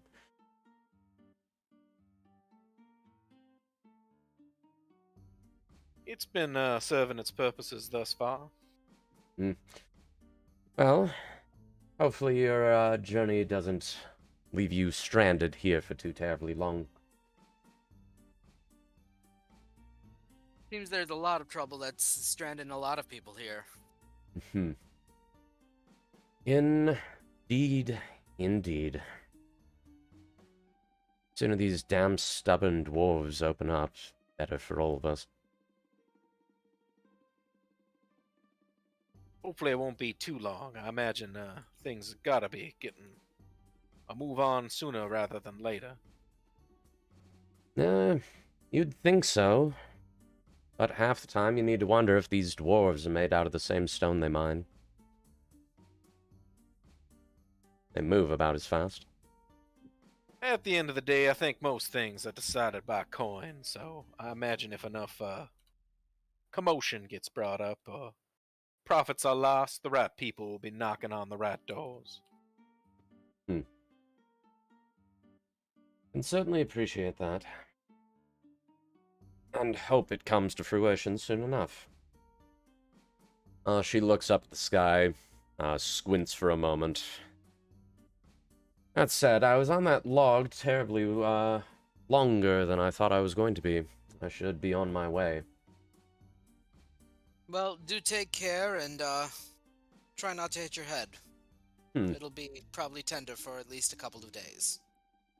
Oh, thank you for the advice. If you ask any of my other crewmates, they say I've got the strongest head in the game, so... I should be fine, but it's still appreciated. Pleasure, and I hope you have a wonderful rest of your day. Indeed. You as well. Have a pleasant Founder's Day. And with that, she stands up and begins to walk away. I couldn't tell if she was cheating or not. Oh, I think she was just good. And, in all honesty, I wasn't exactly at my A game. I think that octopus I had this morning isn't sitting well with me.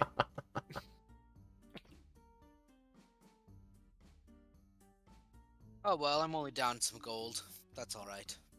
We'll make it back eventually. Hopefully that last bout made you at least some of it back.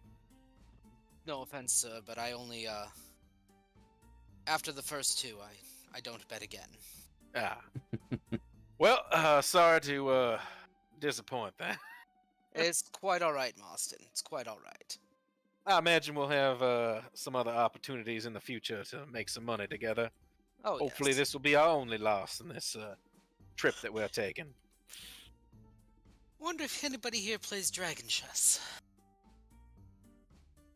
Doesn't look like the sort that maybe there's one or two. I haven't played in a while, but I know the rules if you're just looking for someone to play with, or were you looking to make some money? Always looking to make a little bit of coin, but we could always play for a friendly game between ourselves. Well, if we're looking to make some coin back, I saw some knife-throwing stalls on the way over here. I think I can be amenable to those. Maybe recover a bit of your funds. I wouldn't say no to that. Oh, and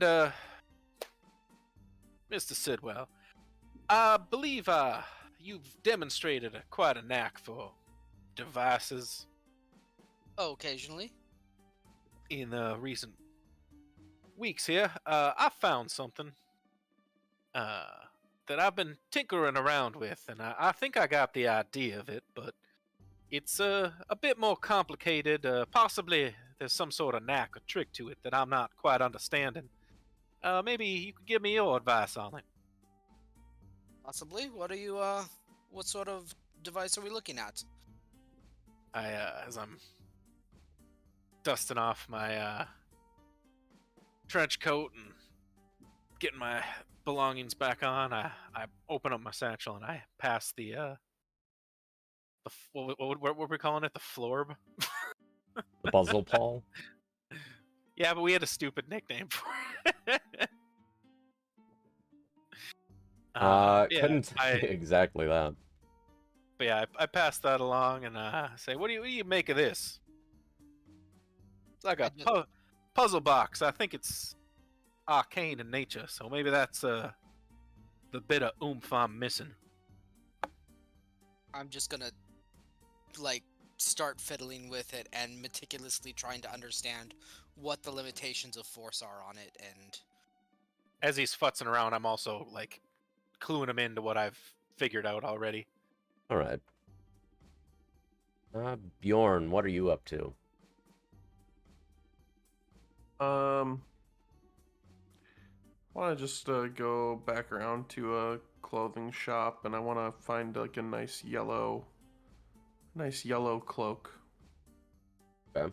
Yeah, you're able to find one easy enough. Yeah. What tier of shop Mm, something that can handle some rugged travel, but something decent. Okay. There's Maybe a a nice waterproof cloak. outfitter shop that caters to, the ranger types. Yeah. You see they've got a section for, weather-resistant outfits. There's a man in the back working on a composite longbow. Uh, excuse me. Looks over, then looks down. Ah, what can I do for you, Master Gnome? I've found myself recently on a traveling errand, taking some traveling jobs. I have some decent clothing, but I'm just looking to expand my the color palette of my of what I got. I'm interested in something fun, something that has a happy yellow flair to it, but it can take the weather. Keep me warm, uh, keep the rain off. You see the man's face doesn't emote much, but he's listening to you as you're describing what you're looking for. Well, we've got weather-resistant cloaks. We've got yellow cloaks. We've got yellow weather-resistant cloaks. Even have some in your size. That said, I've never described any of my wares as fun. I just think the color yellow is fun. So even if you don't describe it that way, I do.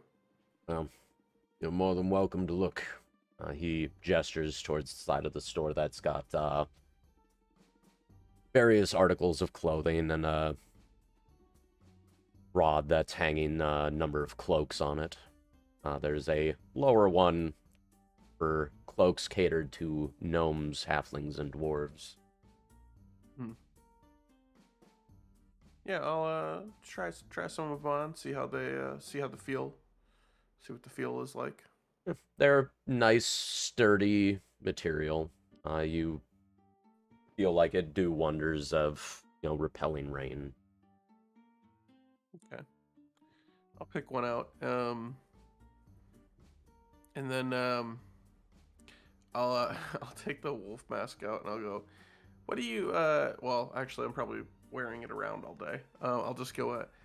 I'll go back up to him. Do you have anything that might go well with this? Might make it a look.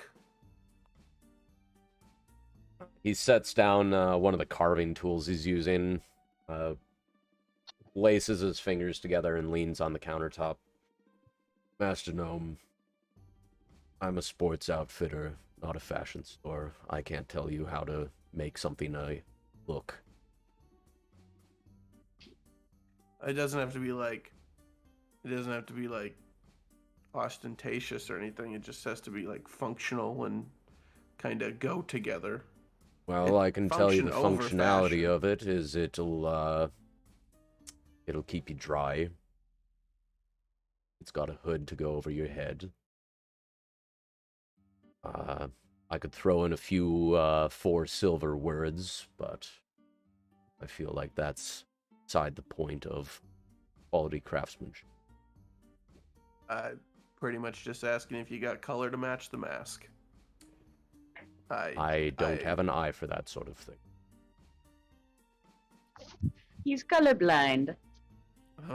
Everything we've got is over there. Feel free to try them on while wearing that mask.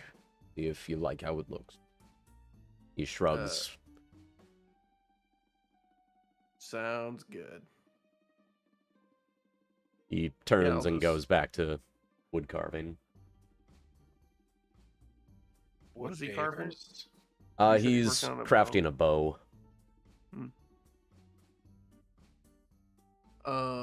Yeah. Yeah, I'll just pick out something. What color is the mask again? I don't know if we ever really. It's probably just like a gray wolf type Yeah, thing. it's a wolf mask. It's that said, the design for it was the interesting bit, where it looks like it's 3-dimensional despite being 2-dimensional. where some of the shading is used well to give it depth.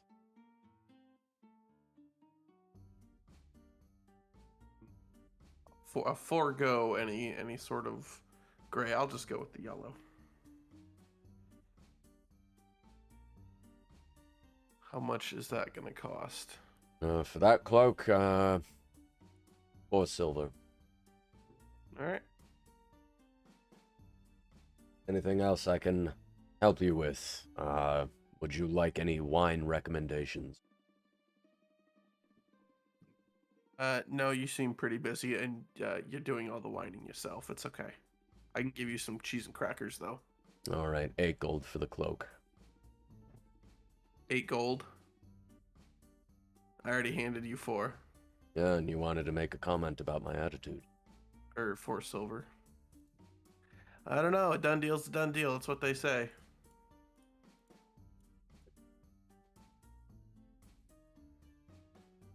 He just stares at you. I can leave it here if you don't like a joke. I like a joke just fine. I prefer when they're funny, but I like a joke just fine. Well, not everybody's got good taste. Take my silver back and I'll drop the cloak.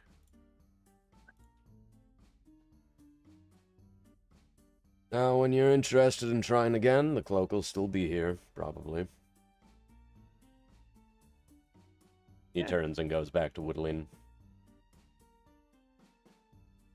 A wonderful day. I don't need to deal with curmudgeons.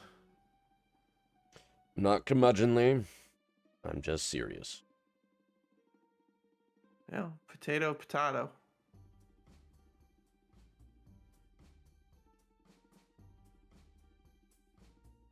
Okay. Yeah, I'll walk out of the shop. We'll say a few hours pass. You guys are wandering around, doing festival stuff. You hear word that... What they say. I'm gonna disconnect and reconnect. That's a lot better. It is? Mm-hmm. Yep. Cool. The threat worked. Throughout the day, you hear people talk about the fact that there's going to be a big fireworks display at the town square down in front of the main gate a ways. Going to be some dancing going along, but it's going to be like the place to be.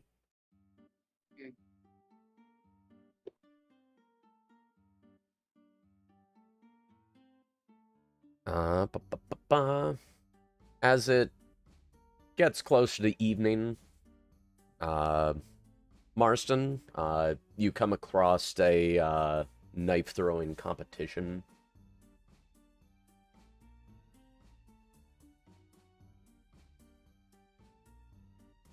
Excellent. Nearby, there's also a pie-eating competition.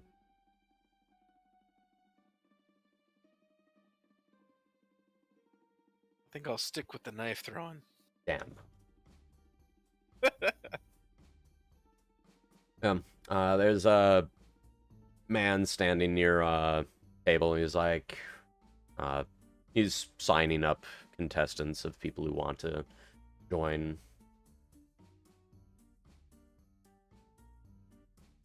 And he eyes you as you approach.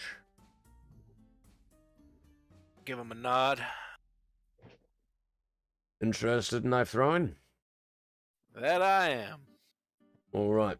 Have you sign your name here? And he holds up a dagger and hands it to you, handled first.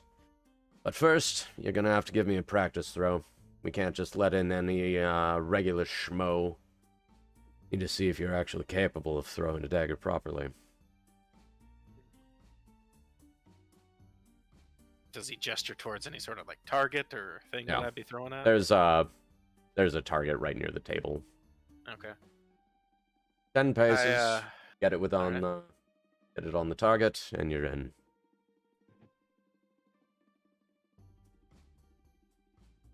I accept the dagger. Walk to the designated spot and give it a quick throw. Roll Swish and me flick. an attack.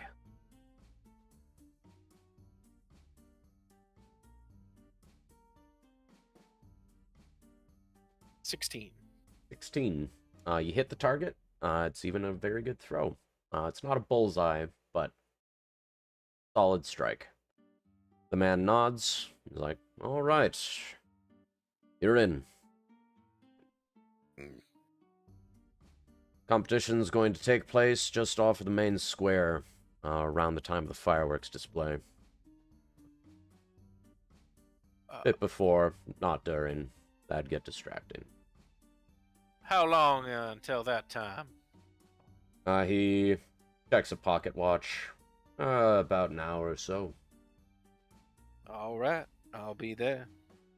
All right. He turns, start talking with a few other people. Algavar, what are you up to?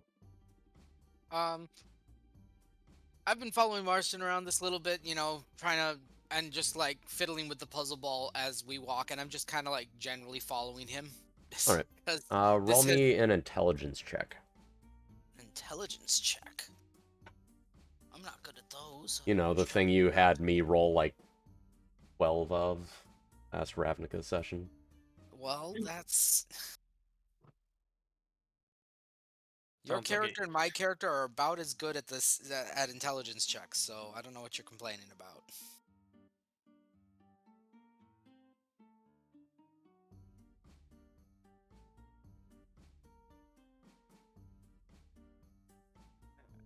Come on. And I think I'm going to finally use my inspiration for this.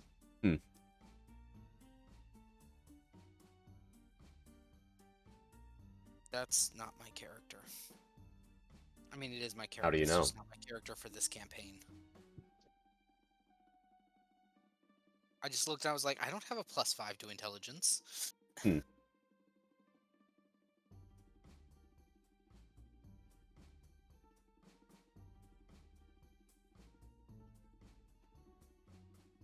So that is a 12.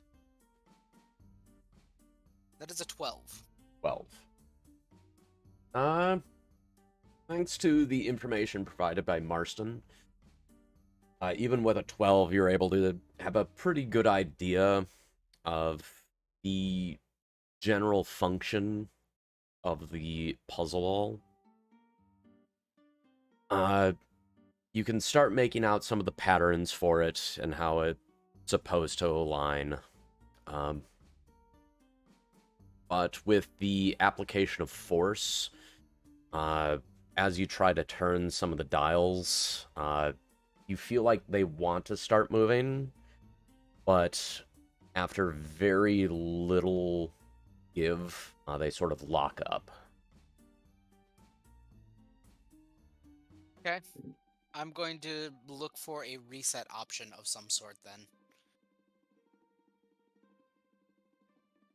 Alright, roll me investigation. Investigation.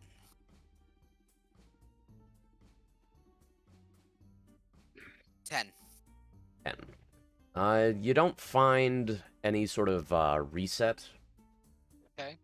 But as you're sort of, you know, moving it around in your hand, you feel like one side is slightly heavier than the other.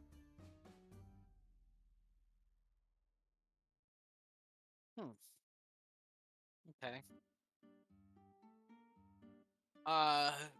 If I keep the heavy side down, is it easier to rotate pieces? Or if I keep the heavier side up, is it easier to rotate pieces? With the heavier side down, the pieces give a bit more than if the heavy side's up. The heavy side's up, they're almost locked in place. Okay, so maintaining orientation to keep the heavy side down. Until I, you know, attempt to reach... in an attempt to, you know, see if I can keep it out of the locked state. All right.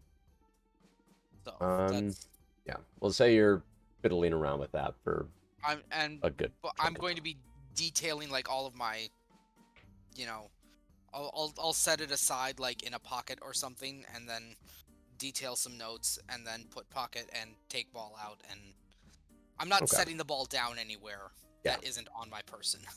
Smart. Obsidian, what are you up to? As the day presses on. I guess I'll go to the pie eating contest. Nice. Yeah, that's where I was thinking of heading to. Somebody took the bait. It's pie. Sounded like you wanted somebody to go for it. Yeah, I'm very excited about pie eating contest. So you're going to the pie eating contest. Passage is going to the pie eating contest. Kimbrin, what are you up to? Eat pie! Yeah, I think the pie eating contest is just what Kimbrin ordered.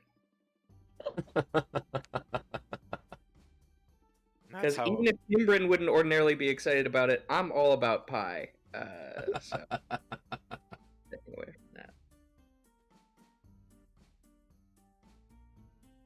I wonder Wonderful. if Gigi's is open today. Go get some love it. cupcakes.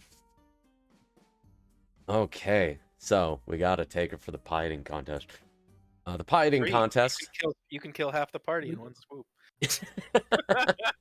It's poisoned pie. They are open until 6 p.m. today. Oh hey. Spectacular. I have a box that produces the internet. Is it powered by an air elemental? No. Just the souls of the damned.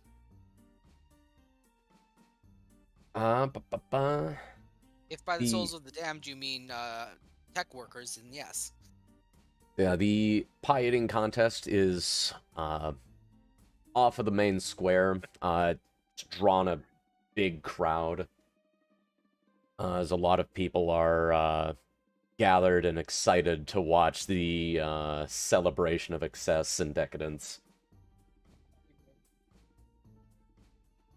You see a number of other competitors have signed up. Counting you three, there would be about 12 in total of people who think they've got what it takes to eat the most pie.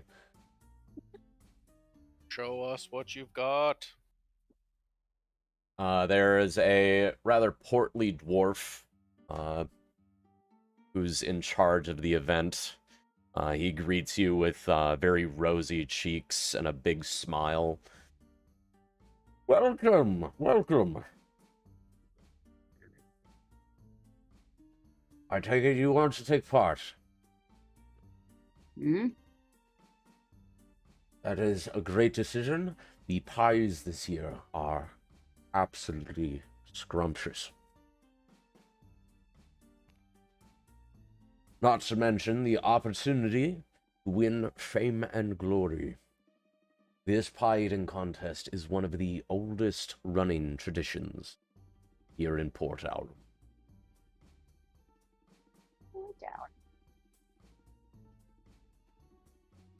Some of the other competitors, you see there's a town guard, there's another sailor besides you guys, a couple of citizens from the town, there's even a magistrate sitting on the bench. The magistrate looks sad, like they didn't have some delicious meat in their life recently. Roll me a d20. I'm not, or me? Yeah, roll me a d20. Okay. Oh, shit. 3. 3. No, it's not that same magistrate.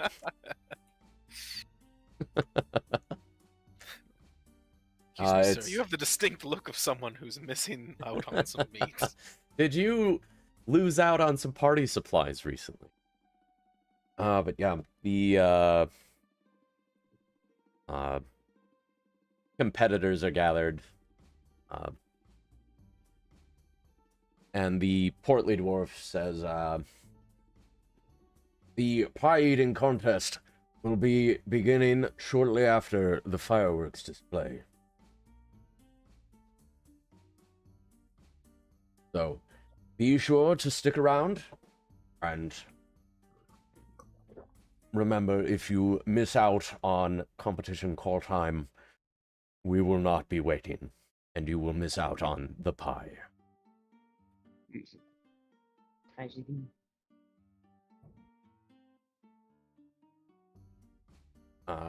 As the evening continues on, the crowd in the town square has gotten denser. People playing some games along the other side. There's a game where you have to try to catch a goldfish with a small net, and you get to keep it if you do. You notice that game in particular is very popular with a couple of goblins and kobolds that have come into the crowd. Mm-hmm. You don't think they really want to keep them as pets, but that's their business. Are these goldfish living, or are they? Yeah, they're alive. Like mechanical. Okay. Hmm.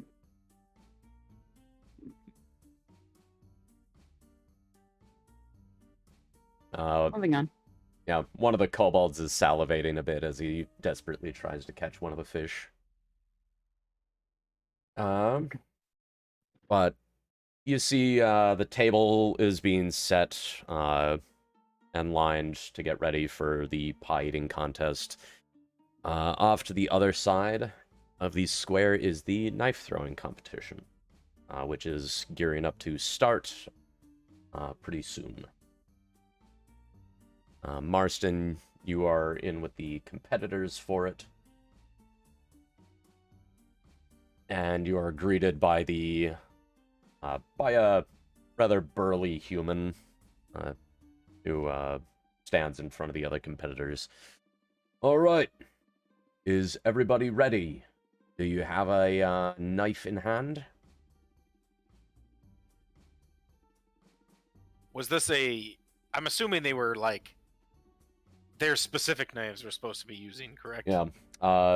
Shortly after that comment, a man speaks up like, yeah! And the man's like, drop it.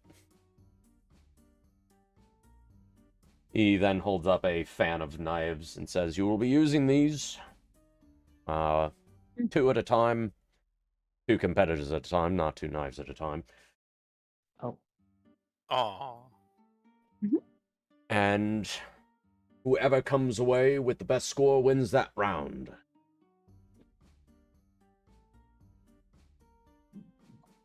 All right. First off, we have, he points to the excited man who had tried to bring his own knives, and Marston. Come over this way. Front and center. Give the crowd a good show. At that, you hear a number of people cheering and wishing you all luck.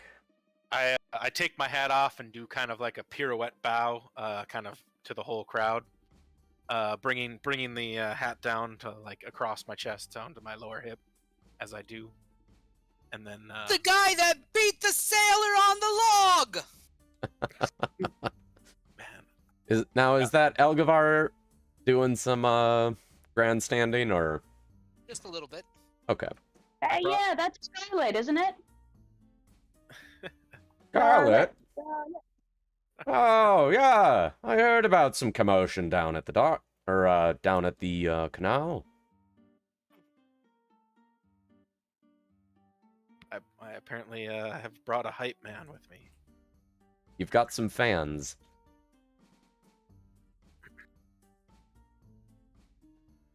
Yeah, I play it up if there's any sort of crowd reaction to that. Oh, yeah.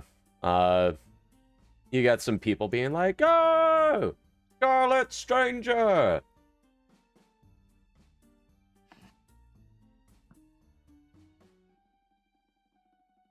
All right.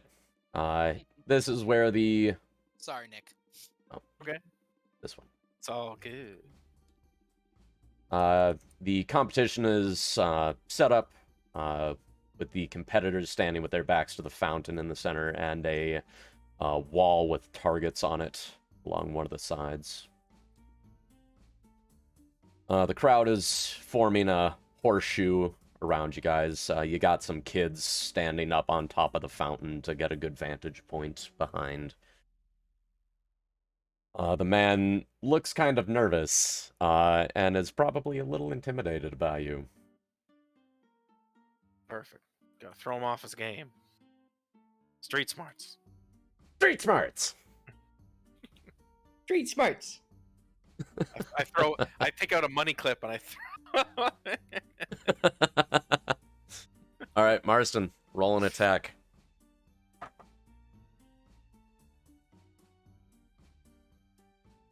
But damn. 11. 11. Your knife thunks into the target on one of the more center ones. It's not a bullseye, it's a couple rings off. The crowd cheers. It's not a big cheer. And then from off to the side, you see the man throw, and the knife hits just on the edge of the bullseye. And he side-eyes you and gives you a smirk. A nod and acknowledgement. It's a good throw. This was like a best out of You guys Or have was it- 5 daggers. 5 daggers. Okay. He I'm throws... assuming we just go back and back. So Yeah. Next throw. All right. I just flip the knife a little bit, kind of gauge the shot, and then take another throw. 12. All right. Similar. Yeah. Your knife hits. It's a nice, consistent score, but nothing big. The man, sort of coming off of the nice hit, tries to showboat a bit, lifts his leg and throws the knife under, but the knife goes wide and misses the target altogether. He clenches his teeth and looks embarrassed, like, ooh. I give him like a kind of a nod again. All right, and I'll have you roll the next 3. Next 3. Okay. Yeah. 23. 11. And 19. 3, 11, and 19. 23, 19! 23, 19! Is that a thing? We have a 2319. It's Monsters Inc. Oh, okay. The It's been code a for long contamination. time since I've seen that movie. It just stuck in my head, and I was like, why is that stuck in my head? Oh. The man gets another really nice shot, but his other 2 are eh. You get a solid hit right near your others. The crowd cheers for your grouping. Then your next shot, it's like on the edge of the bullseye. And then your last shot, right smack dab in the middle, and the crowd goes wild. You hear people chanting, "Scarlet! Scarlet! Scarlet!" I give another little flourishing bow and step back for the next contestants to approach positions. All right. The man running the competition collects the knives as you clear out. You get some pats on the back from the crowd, but most people are focusing on the rest of the competition. You make it to the next round. You are up against a male dwarf who looks like he's upper middle age. What'd you say? I didn't. I think that was some sound from Gotcha. some media. That wasn't from me. Yeah, you're up against a aging dwarf this time. Roll me 5 attacks. All right.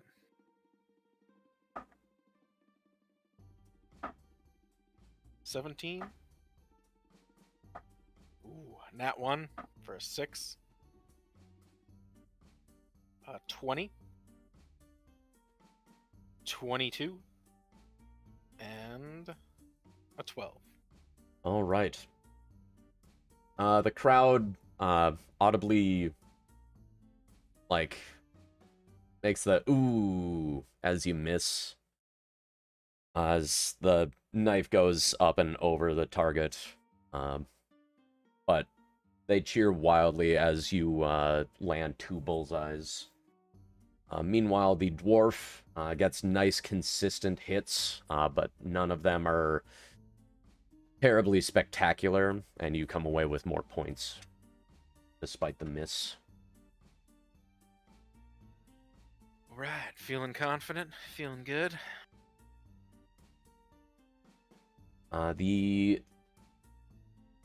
There's a couple more rounds between, and you come to the final round of the competition, which is between you and 2 contestants. And one of them is a halfling, and the one who is now standing beside you is Solana. Really? The elf from the log rolling. At the end, you said this is like the Yep. final round? This is the final round. Well, fancy meeting you here. Indeed. I hope you didn't come to steal my thunder again. You did a good job of hurting my pride earlier. Oh, no. That wasn't stealing your thunder. That was winning thunder. At the very least, for me, I can't almost drown in the knife-throwing competition, lest I fall backwards into the fountain. Well, I think most sailors know that it's as long as there's a cup around, I think drowning's an option. At that, you hear the announcer call out, saying the final round is ready. The crowd is in full swing. Like, the fountain behind you guys is packed. You got some people standing up on some carts surrounding. Some kids have climbed trees. You get people watching from nearby windows. And roll me those 5 attacks. All right, don't fail me now.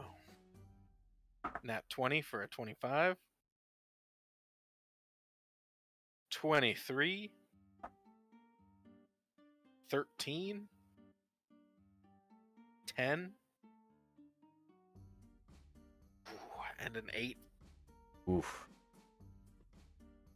The crowd almost doesn't even notice your knife hitting outside of the target, but still planting in the wood. Amid your 2 consecutive bullseyes. One being as dead center on the dot in the middle as it could have been. The halfling off to the side seems to be choking as he misses almost all of his shots and just sort of hangs his head. But Solana is just narrowly behind you in points. But yours are more centered and higher scoring.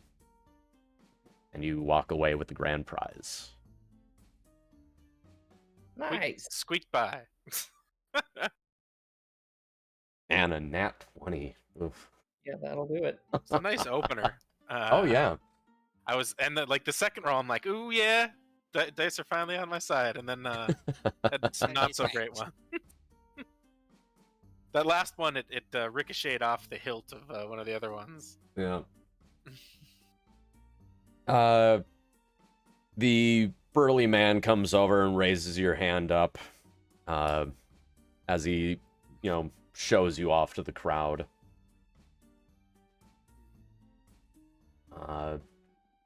Announces your name. Scarlet Stranger. Scarlet Stranger. Oh, no. Scarlet His actual name. Unless you gave a fake one, of course. No, I gave. That's the crowd, is Yep. And Yeah, I was gonna the say. winner of this year's knife throwing competition is Gareth Marston. Congratulations, lad. Stop by after the fireworks display. We'll have a prize for you as well as some prize money. Sounds good. Sounds like a perfect cap to the evening. Quite a day. Oh no, the cap for the evening's the fireworks. Well, that's Well, I what suppose I'm the cap of the evening is the pie eating contest. How they got top billing, I'm not quite sure, but so it goes. I believe the god of this world is really into pie eating. I think it's because it's round like Elysia. Holy pies and all that. The man walks away with a chuckle, but the crowd begins to mill around. You smell fresh food as food carts are really beginning to pedal as people are gathering for the fireworks display.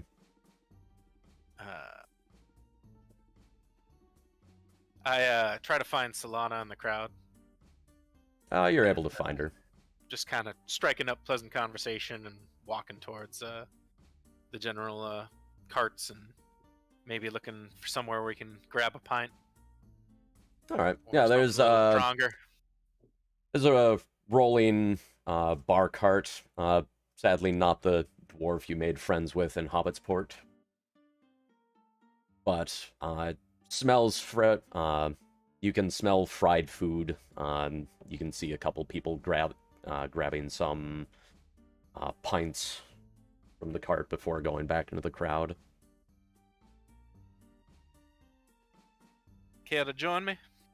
It'd be my pleasure. I could go for some fried food. Been a long day.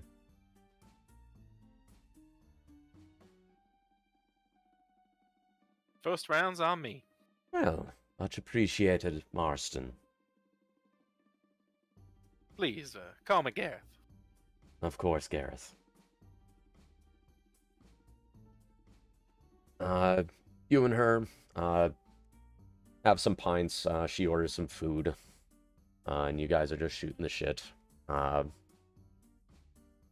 You hear a crier call out as the minutes are winding down before nightfall. Passenger. Passenger, Kimbrin, and Bjorn, are you guys just sort of milling around waiting for the competition, or up to something? Passenger definitely was enjoying the knife throwing competition, but I think after that, I know Nalria is around somewhere. I think I definitely want to find her and pull her into the group as well. She was really excited about this whole day. I feel like the fireworks competition is a good time, or the fireworks display is probably a good time to try to link back up with her. No, All that's right, that's $1 million idea right there. A fireworks competition. Right? Yeah, you can facilitate that, right? Oh yeah, absolutely. Not just a Roll me Roman candle war. a perception check, Passenger.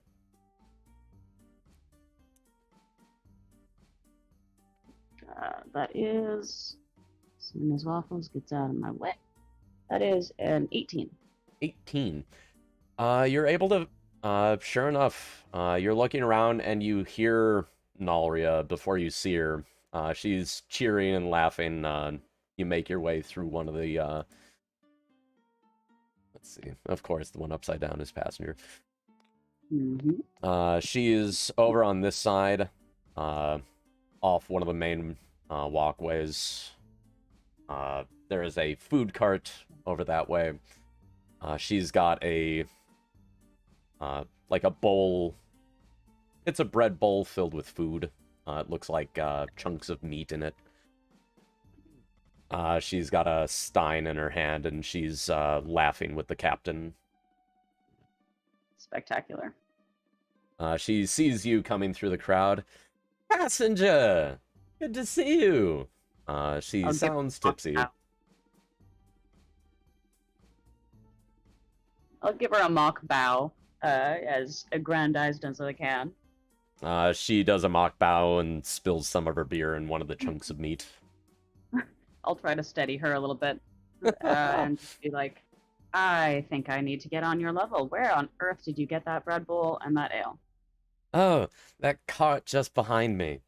And just to forewarn you, you're gonna have to drink quite a lot to get on my level. As... Probably not Oh, that much, actually.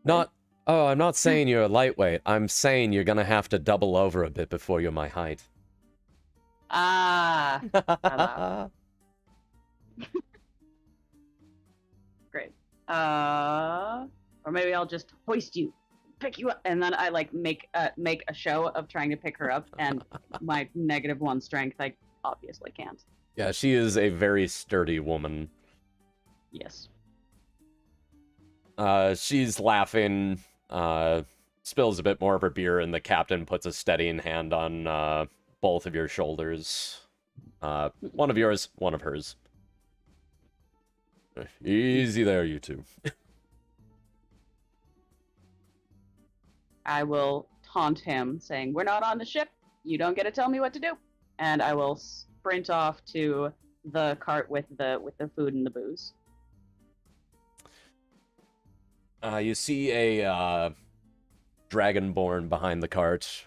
He's got just like a couple of cauldrons that have been heated up by what you can't see any source offhand. Mm. And he greets you with a very toothy grin. Welcome. Can I interest you in any of my wares?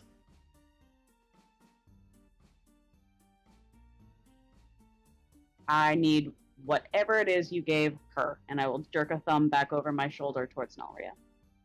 He looks over your shoulder. Ah, the chef's special. Coming right up. Awesome. He pulls out a sturdy-looking loaf of sourdough bread. With one of his clawed fingers, he hollows it out, breathes a bit of fire into it to toast it, and then with a big ladle scoops some of the meat in. Will you be needing refreshments to go along with it? Yes, I need something strong and dark. Wonderful. He hits the cart with a fist. A little door opens up in the cart, and you see a kobold step out, look at you, goes back in the cart, and comes back out with a stein. There you go. Incredible. What do I owe you? Let's see, for the drink and for the food. Oh, I'll also ask, do you want to keep that stein? It depends on the price. It lowers down the price of refills. Still depends on the price. Tell you what. 1 gold. All included? All included. I slap down a gold. He pinches it between his thumb and forefinger, gives you a nod, tosses the gold down to the kobold, who scurries back into the cart. Enjoy. Thank you, sir. I will be back. And I scoop them up and head back toward the captain and Nalria. All right. Imran. Yes. So as the knife throwing competition goes on, Kimbran's started to get some fun ideas in his head, and starts like changing faces on occasion, and then like talking to random strangers, and initiating conversation about Marsden's prowess, and starting some rumors about his origins and powers and identity. I love it. Yeah, but by the end of it, the crowd has heard about it. It's basically like Chuck Norris jokes at this point. Yeah, like Or- everybody's just gossiping about the Scarlet Stranger. Yes, the Scarlet Stranger, is a mercenary from another continent who, like, I'm just gonna tell all sorts of tall tales. I can dig He it. runs fast. He can reverse the spin of the ring. Yeah. Marsden, is descended from a long line who started with the true builders of the ring, and he has their blood running through his veins. You start hearing some spontaneous rumors starting up on their own. Like you hear one man whispering, "I hear he once wooed the goddess Galwyn herself. That's how he's able to throw so well." Yeah. Another kid's like, "I hear his knives were made by the god Thorn." Yeah. Oh, no. If they were made by Thorn, then everybody would have got knives made by him. They're supplied by the competition. Oh, right. I heard he has a big old ding dong. All kinds of fun stuff. You know what they say about people with long tails? I don't. I don't either. I was hoping you could illuminate. All right. Bjorn, what are you up to? Weren't we doing the pie thing? That's after the fireworks competition. So this is, what are you doing killing time, like, during the knife throwing competition? Just psyching myself up, Just All right. Just trying to expand my stomach, taking deep breaths. Making sure Oh not my to eat God, a that's nice right. big bread bowl and a nice big stein of beer. Yeah. I'm trying not to just getting ready, getting my stomach ready, prepping. Oh my god, I'm so dumb. Yeah, Why you am I did put eating in that the passenger. I was wondering if you were gonna remember. So good. It sounded. Steven, you described my weakness. I'm sorry, I'm good at Amanda. describing Amanda food. messed up.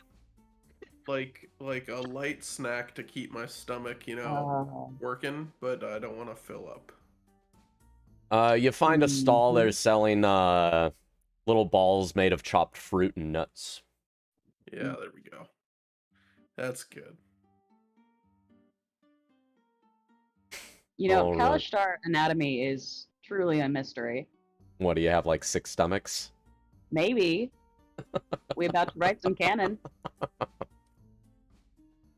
We'll find out what the dice have to say about it. The Kalishtar have an actual separate stomach for desserts. Well, to be fair, the dual mind thing, maybe Lodelis eats some of the things that I eat, and it's just never-ending bottomless pit. At the end of the pie eating Getting competition, into the astral state. like the spirits just like lounging off in the other world, just like, oh my god, just kill me. Stop. Make a little mini black hole portal in your mouth. Yeah. After a bit, you hear a crier standing up the slope of the path leading towards the Grand Gate. He's holding up a pocket watch. 1 minute! Gather round! Fireworks will be starting the moment night falls.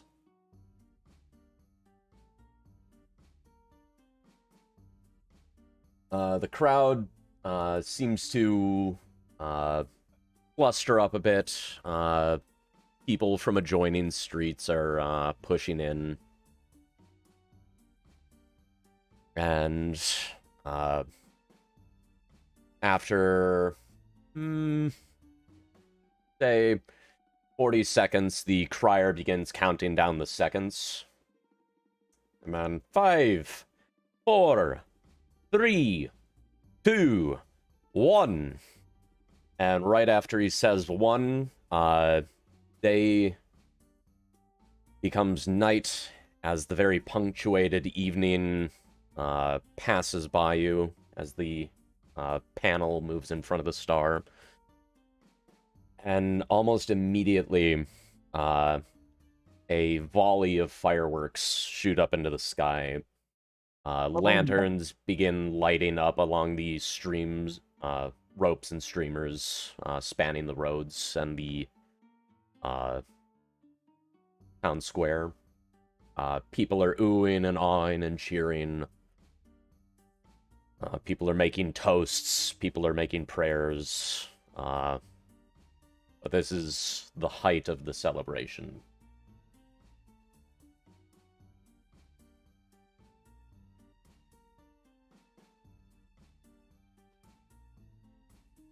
Let's see. Where is everybody? There's Elgvar. Let's see. Elgvar, you were... What were you up to exactly again?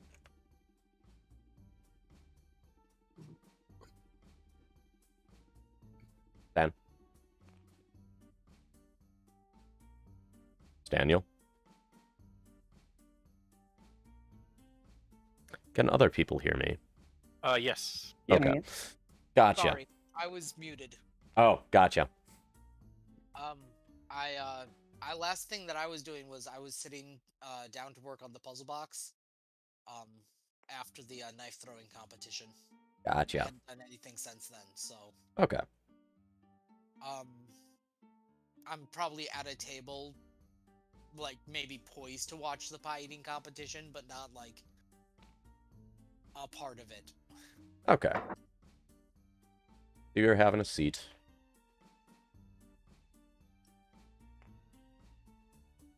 Let's see. Kimbrin, that's who I'm. Dude, where is your mini?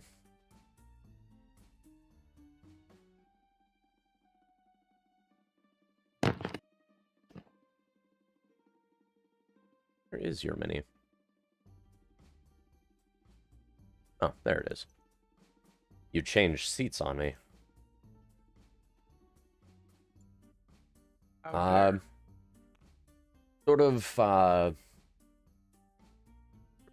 in the midst of one of the volleys, suddenly off to the side.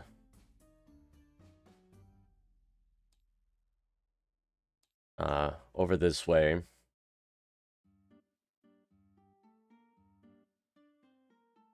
You hear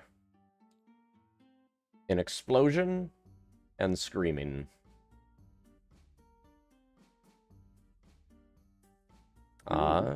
Then, similarly, shortly following, Marston, kind of near where you and Solana are sitting, you hear another one coming from down an alleyway, along with more screaming.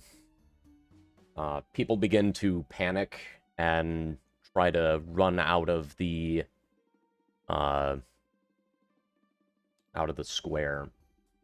Fireworks are still going off. There's confusion. Let's see. Kimbrin, were you still milling around in the crowd? Oh, sorry, I was muted. Yes, I am. Roll me acrobatics to try to get out of the crowd without being pulled along.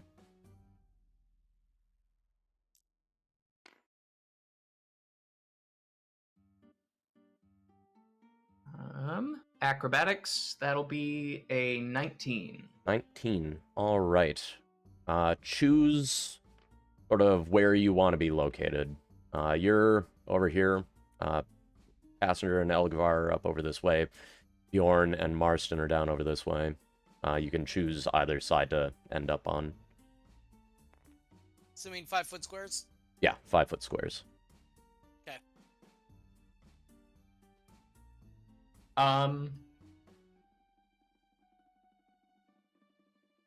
If possible, I would like to get up on the lip of the fountain. Okay. I'll allow it. Yeah, just so I have a better vantage point to try to see either what's going on or where my companions are. Gotcha. At that, Everybody can roll me perception checks.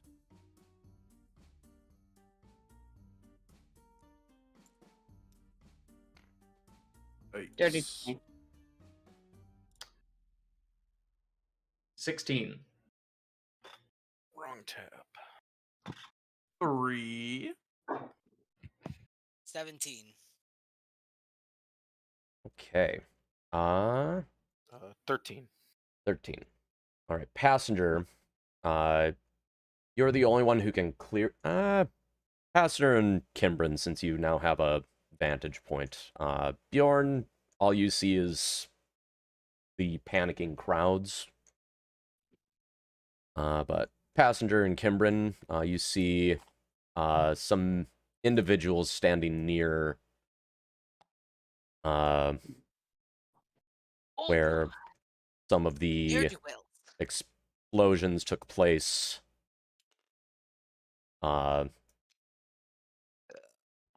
As they are ignoring the panicked individuals and, in fact, inciting a lot of panic themselves.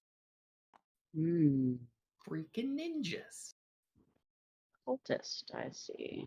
And as the town square is sort of emptying, there's still a few panicked individuals. You hear pained sounds from around where the explosions were. One of the more elaborately dressed individuals begins to speak up. This festival of decadence will come to an end. Flee! Nah. We are the Band of Radiance.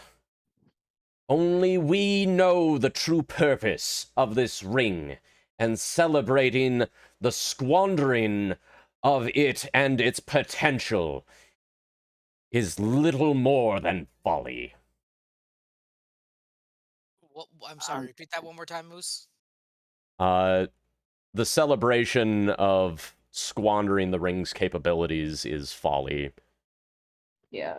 He gets about halfway through that before I cast Mind Sliver on him. Of course. Everybody roll initiative. I mean, like terrorists just showed up. I'd say it's Yeah. a pretty unanimous like suns out, guns out. Yeah. Yeah. Suns down, guns out. High Guns terrorist. down. 14. 16. 21.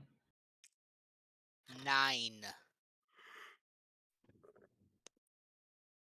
iPad turned off. 8. One moment. I'm going to be questing those numbers again. Yeah. My Yeah. initiative, or my, oh, hey. As we're doing. Map. Obsidian, what did you get? 16. Kimbrin, what did you get? 21. Passenger, what did you get? 8.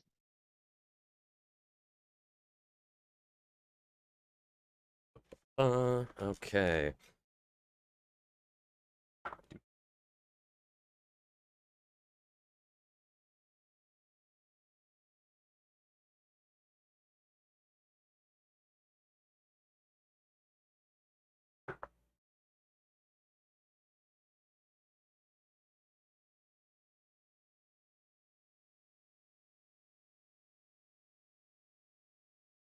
Thought I could probably have just done it ahead of time.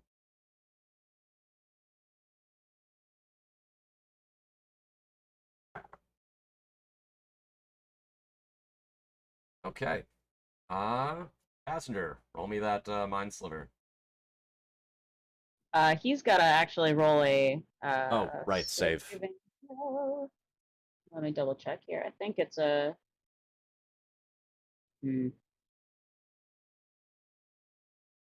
Intelligence saving throw. Intelligence.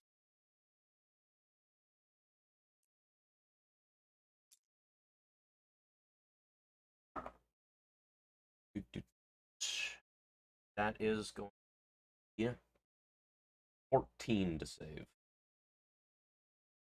My spell save DC is 13. He saves. All right. Any effect on a save?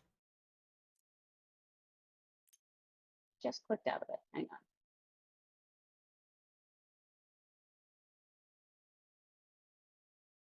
Nope. All right. It's a cantrip.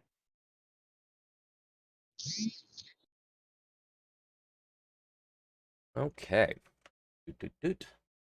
That brings us to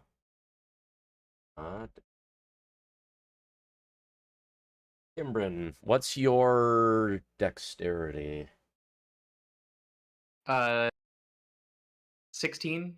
16. Actually, you're in the event of a tie. Is it initiative, like better initiative bonus or better dex bonus? DM's choice. Yeah. Oh, we'll do the dex. You have the initiative. Haha. Okay. A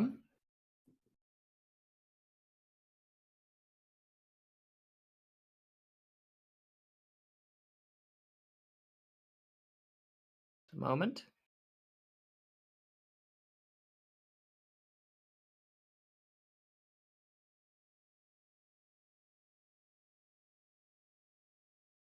Okay.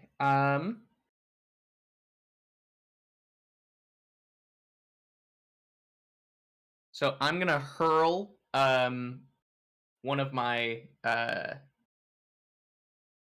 shuriken at this cultist over here. All right.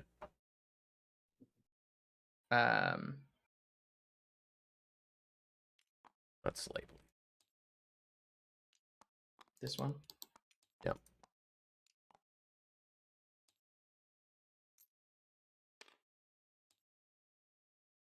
That will be an 18 to hit. 18 hits. Okay.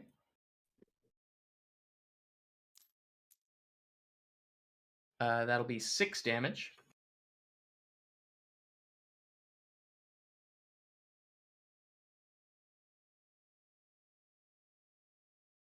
All right. Then I will close with him. And use a bonus action to hit him with a flurry of blows. Nice. Making 2 unarmed strikes.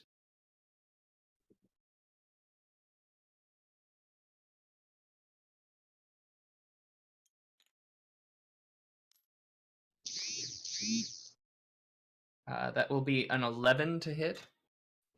11 misses. Oh, I'm sorry. It's not an 11. It's a 13. 13 hits. Okay.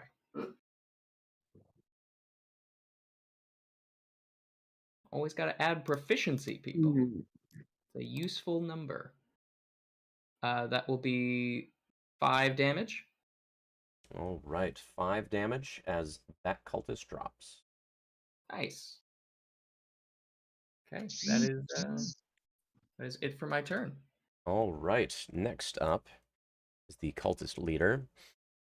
The man in the bright red outfit. He's wearing a mask that is sort of reminiscent of like a sun, with fiery accents coming off the side. He sees you drop one of the cultists. He begins laughing. Like, we have some individuals who do not wish to make way for the true purpose of the ring. He waves his hand and places one on his chest. We of the Band of Radiance are trying to lead you all to the Promised Land. Why must you fight us? And you see a shimmering light sort of begin to glow just over his skin. Ooh, I know that trick. Mine's better. All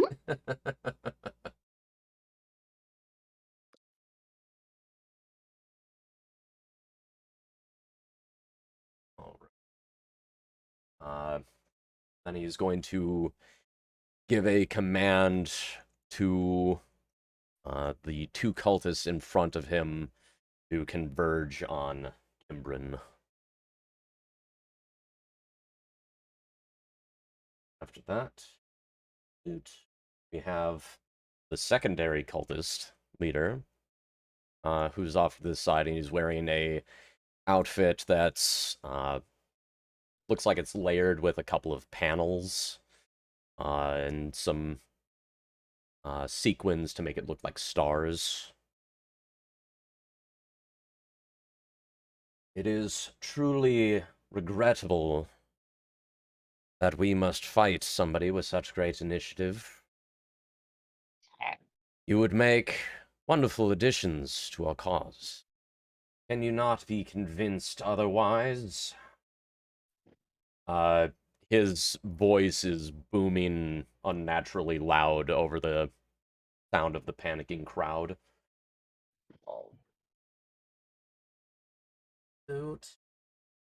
Going to similarly place a hand on his chest, and a shimmering light begins to glow over him.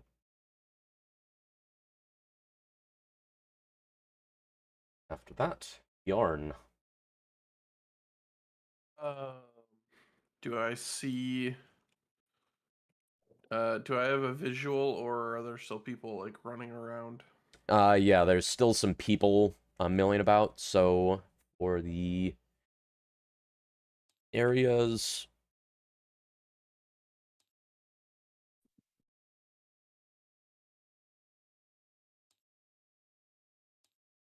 for the then 6 seconds. We Yeah. haven't had a round yet. Just checking. I mean, like, it makes sense. They're trying to make a very major proclamation. I mean, obviously they would want as many people there as they could. So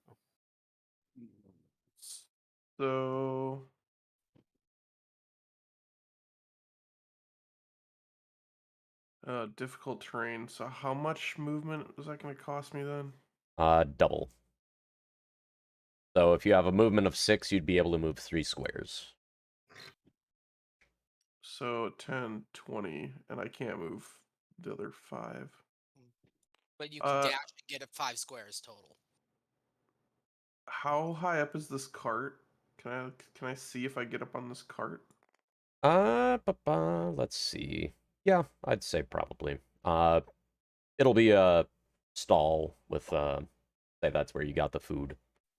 All right, I'm gonna stand on this man's counter. I'm gonna jump up on the stall to get some to get some elevated positioning. And I will say, you got like pamphlets or anything? And I'm gonna cast guiding bolt. Why, thank you for asking. We do have pamphlets. At this brochacho. Chacho. Brochacherino. You cast it out as That's- pamphlets. They That's explode garbage everywhere. as fuck. That's a 6, so that's cool. So that's my entire turn. Thanks for asking. Hmm. That was depressing. You see the man in the night-themed regalia just look over at you and lock eyes as he squints. Let me make sure I can't do anything else. 1 action. And 1 action. Nope, I'm done. All right. After Bjorn, we have Marston. Alrighty. Did Solana run off, or is she still here? She's still in the square. She's backed away, like keeping her back to a wall, as she's looking at the cultists. I take a moment to assess it. It looks like my allies have decided to engage in this situation. Yes. This is the one that is this like a dead cultist? Yeah. Kimbrin just boxed his head off. Incredible. What is Rock'em Sock'em Robot? It's just boom. Okay, to be fair, when I'm doing unarmed strikes, it's always non-lethal. If you say so. He's unconscious. He's being trampled by the crowd, though. Take one bludgeoning to. Ooh, it's a crit. I like how Kimbrin's like, I'm gonna knock people out, and everyone around him is like, and then we'll kill them. Hey, I don't have a problem with murder. I'm just not gonna commit it. I like it. Let's see, band of ninjas. This is the which one's the leader? This blue one or the red one? The one that was making the grand speech is the guy in red. Okay, so he got up on like a cart. Yeah. All right. I'm gonna just. Well, standing here by this tree, do I have like? I'm assuming it would be at disadvantage to try to throw anything at these guys. Considering I'm guessing there's people like literally like just running through this open space between me and him. Yeah, like not enough to be difficult terrain, but. Well, no, I'm not asking for movement. I'm saying like is a projectile like more like just as likely to hit like a random bystander, or consider it soft cover for the next round. What is it? What does soft cover do? Increases AC by 2. Okay, so not disadvantage, but harder to hit. Yeah. Okay. In that case, yeah, I'm just going to like time the shots basically. Try not to hit any random people. Yeah. Don't roll a 1. I'm soloing out this guy because he looks less like a chump ninja and more like someone that might be calling some shots. Look, I'm sorry, I couldn't find actual cultists, so no, dude, I went with ninjas. It's totally fine. I'm just saying, like, clearly you picked a different mini for this guy. He's standing out to me. Yeah, and like I'm just like basically staying up against this tree, just kind of looking nonchalant as I summon my psychic knives. It's the chump ninja part I was commenting on. I swear Shredder's not going to show up. Well, he better. All right, that's going to be a 22. 22 will hit. To hit Mr. Blue. Hey, you, Mr. Blue. Pleased to be with you. To be... What's the... Yuck. Oh, whoops, that's the wrong dice.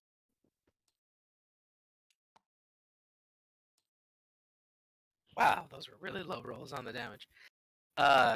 7 psychic damage to this dude. Alright, 7 psychic damage. And then I'm going to bonus action throw another one. Assuming a 10 does not hit. 10 does not hit. Okay. Other one goes wide, and I'm still standing in the crowd, not holding any weapons. Just looking around. Roll me stealth.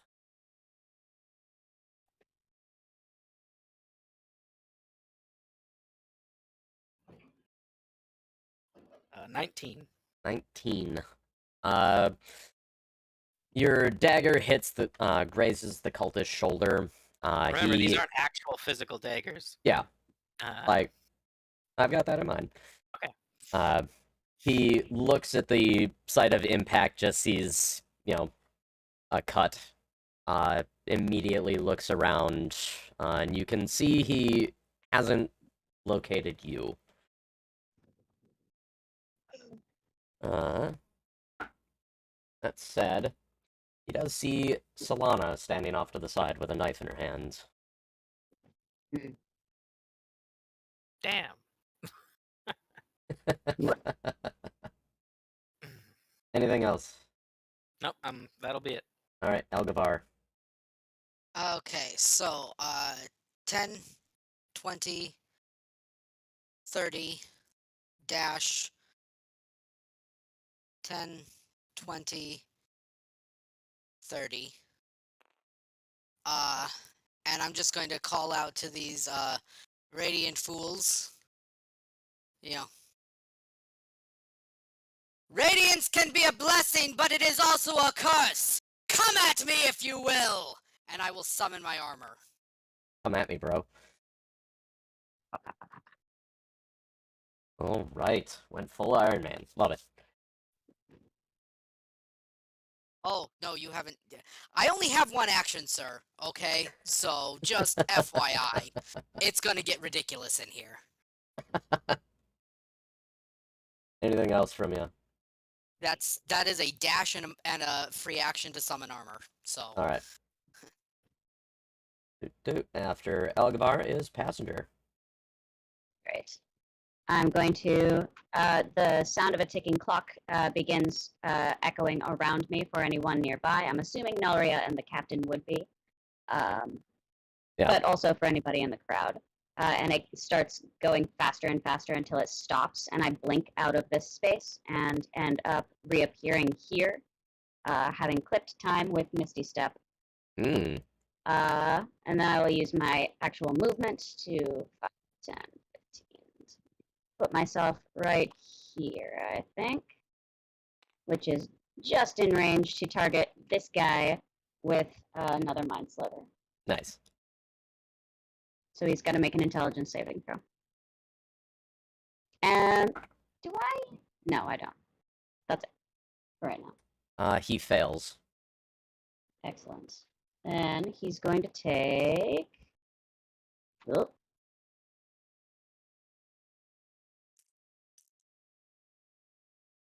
He's going to take 4 psychic damage. Or no. I'm sorry. He's going to subtract 4 from his next saving throw. And he's going to take. Oh my god. Hang on. I've got my dice all weird. But he only takes 1 psychic damage. 1 psychic damage. But he's real disappointed. And -4 is from. Is from Mind Sliver. That's the other thing that Yeah, it does. but like, what does it affect again? His next saving throw. His next saving throw. All right. Okay. After that is the cultists. Doot.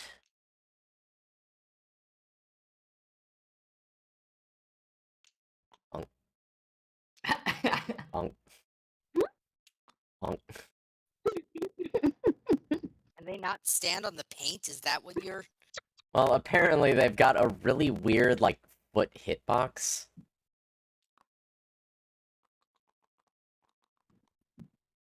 They're shrinking. Okay. One cultist rushes forward and attacks.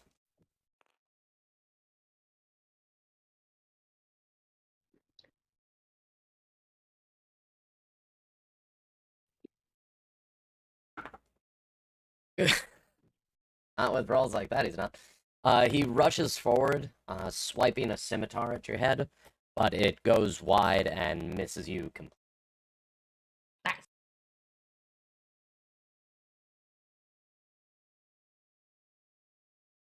Yeah, love to see it.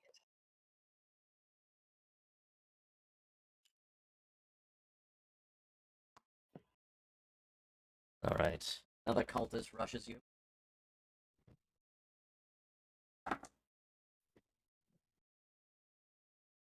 I don't know why, as soon as I enter combat with you guys, I start rolling 1s and 2s, but I just rolled another nat 1 and a 2.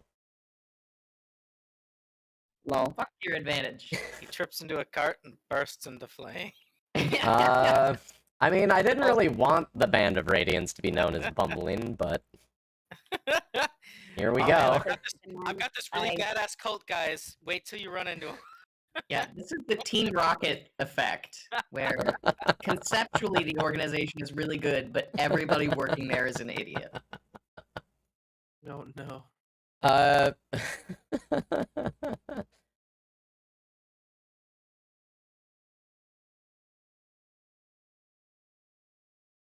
Okay. Hey, hello, Fega. This cultist is gonna rush forward. 5. Doing well, how are you? And he is going to strike out at you, Algavar. Thank you. Does a 22 hit you? Yes, it does. All right.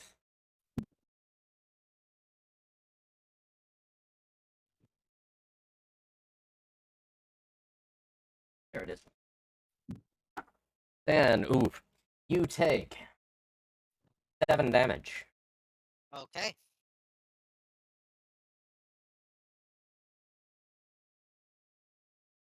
Doot. And everybody roll perception.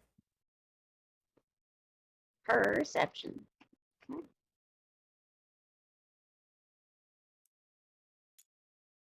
15. Still garbage.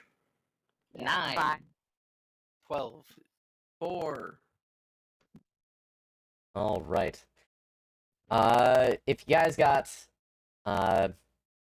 15 or higher, you notice from the crowd of people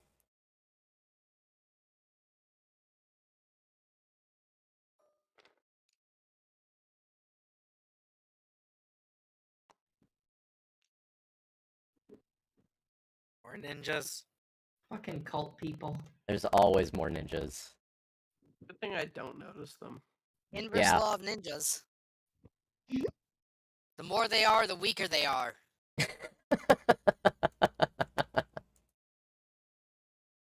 In theory. No, Okay. that is a scientific fact. It is the It's inverse true. law of ninjas. That's why in the movies you get one person that can just slay like dozens and dozens of ninjas. Until it's Yeah. one-on-one, and then it takes forever. Yeah. Or if your POV character is a ninja, they're usually working alone and they are badass. Yeah. Yeah, Kimbrin, the movie. we're back up to the top with you. All right. It isn't just a theory; it is a law. Yeah, you ever see the movie Ninja Assassin?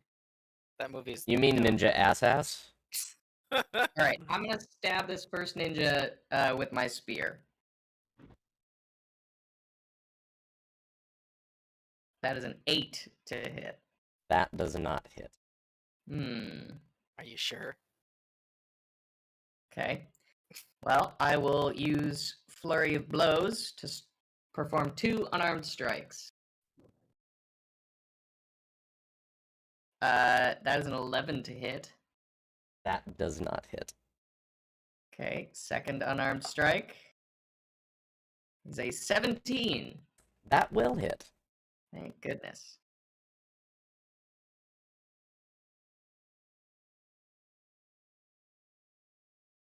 And that will be 7 damage.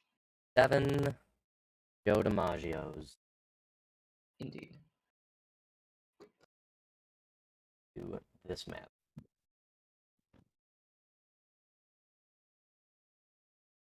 They are quite mad. Ooh, he Madden and he Ladden. Nice. He's both a football game and a Disney character. Oh god, I hate it. Okay, after you is the big sunshiny cultist. Shoot.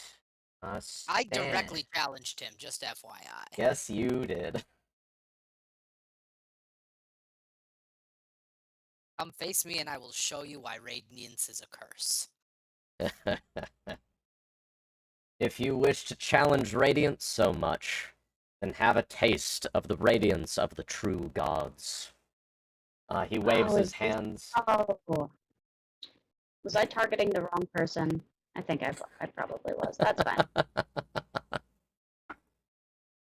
Okay, let's... Still good. Stan, I need a dex save. Oh, that's crap. But save? Well, that was a 20 on the die, plus dex is... Okay. It's a nat 20. I save. All right. You save as you see a bolt of sacred flame sear past you. But misses. No, nothing else you can do. Now, next up is Moon Boy. Moon Boy. What? This guy is up next. Oh. You're not Moon Boy. I was like, I know Stan calls me Moon in the other one, but that doesn't right. mean that I'm. You see him wave his hands around as he gesticulates a spell and creates on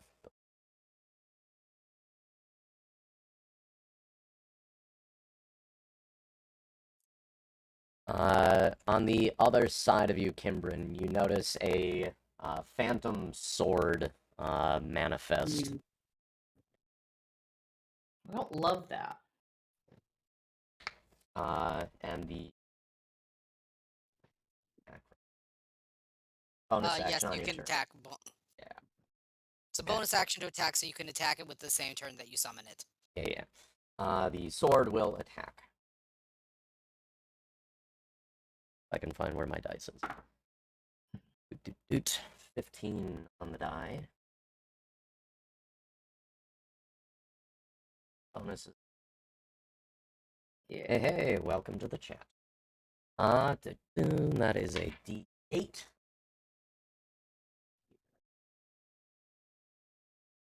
Kimbrin, you've got 5 damage coming your way.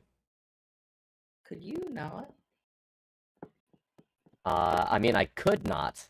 I started with that with 2 consecutive nat 1s. Yeah, if you could keep doing that, that'd be preferred.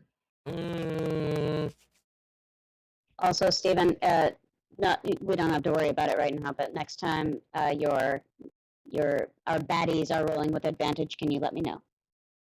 Oh, right. Thank you. I forgot about the, yeah. Mm-hmm. My bad. Store rolling. After him, Oh, good. Bjorn. With my wonderfully low perception roll, I'm unaware of this whole mess over here. So let's see.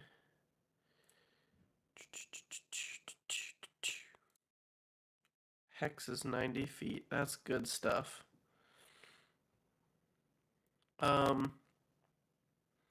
Yeah, I'm gonna go ahead and I'm gonna give it another solid try. I'm gonna hex this guy. All right, throwing out some spicy hexes. Yeah. That's very hexy. Thank you. Ah. He'll have disadvantage on.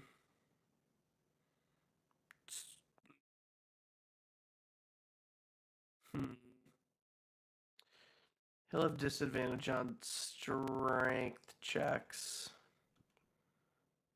Because I didn't realize Algavar was way over there, and you know what? I would probably have done that anyway. So he'll have disadvantage on strength checks. And then I will shoot.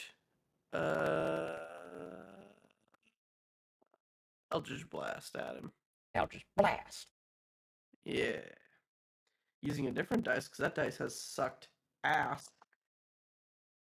Wow, that's no better. Okay, never mind. I'm done. I mean, oh no. Arston. Oh, sorry. Anything else from you? I was thinking about if I would move or not. Clearly this position I'm in is not working, right? So... I mean, it's not working. Well, it's not working. So, I'm gonna jump down and move over there because it's rough terrain. So I'm right there now in the crowd. Okay, you're in the down, crowd. are they? Huh? No. Amanda just likes to flip passenger on her head and do handstands. Okay. It's Now, it's like false life.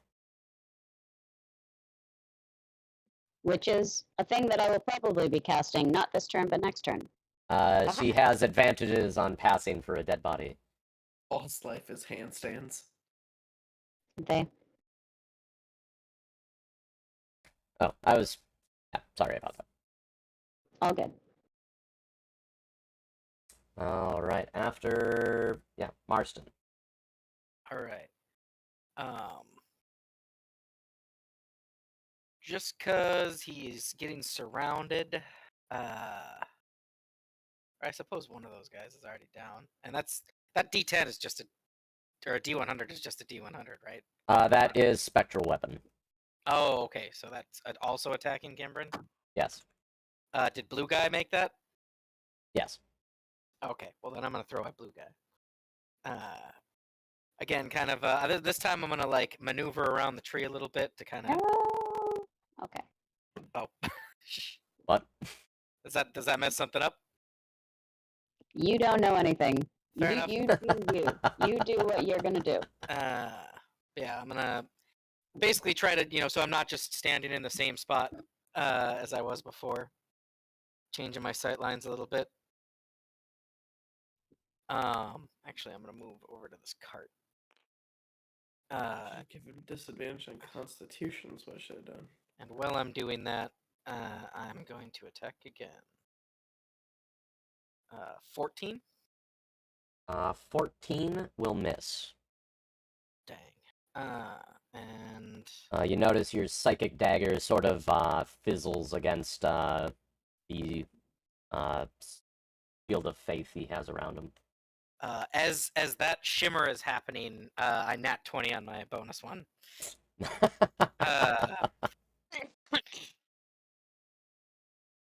So that's going to be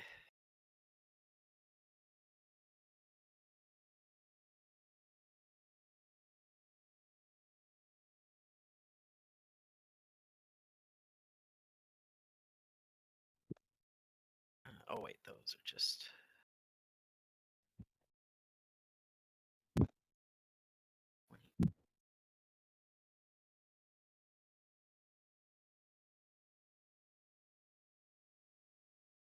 34 damage. Whoa, Jesus. 34? Yeah. Wait, what? I haven't been spotted as a combatant yet, so. All that right, was you're a still sneak hidden. attack. Yep. Oh, and it was a crit. Yep. Good God. Your the first dagger, as it fizzles against the shield of faith, your second one hits the exact same spot, just finding the chink in the shield of faith, and just sinks right into his neck. And he drops. Excellent. Oh, God. Hell yeah. And I assume that means the spectral weapon also goes away. Yep. Wait, what's your subclass? Wait, what? Huh? What's your The spirit knife or whatever the fuck. Soul knife. knife. What? Whatever it is. Mm-hmm. Oh, I thought the bonus you were talking about was from assassin, and I was like, you can't have both. I was really confused. Well, I didn't. Wait, what? I was just It's using okay. my. As a bonus action, I can basically make another ranged No, attack with my. you throw. said you hadn't been spotted in combat yet, and I was like, what? I was just confused. Oh yeah, that was just because I've been basically. I don't have like actual physical weapons out, and I specifically rolled a stealth check last round to Oh, Mhm. Just okay. look like continue he's a to- part of the crowd. continue to hear not appear as the one who threw the weapons. I didn't hear the stealth check part, so I was really confused. And I don't. I'm assuming everyone else is engaged, and since that was the only guy I was throwing at, I can continue to be lost in the crowd here. Or do you want me Yeah. to roll another stealth? Roll another stealth. Okay.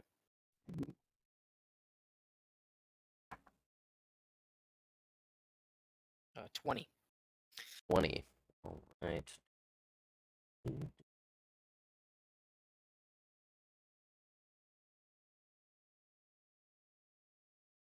just skirting the edge of the combat, like attacking people's minds.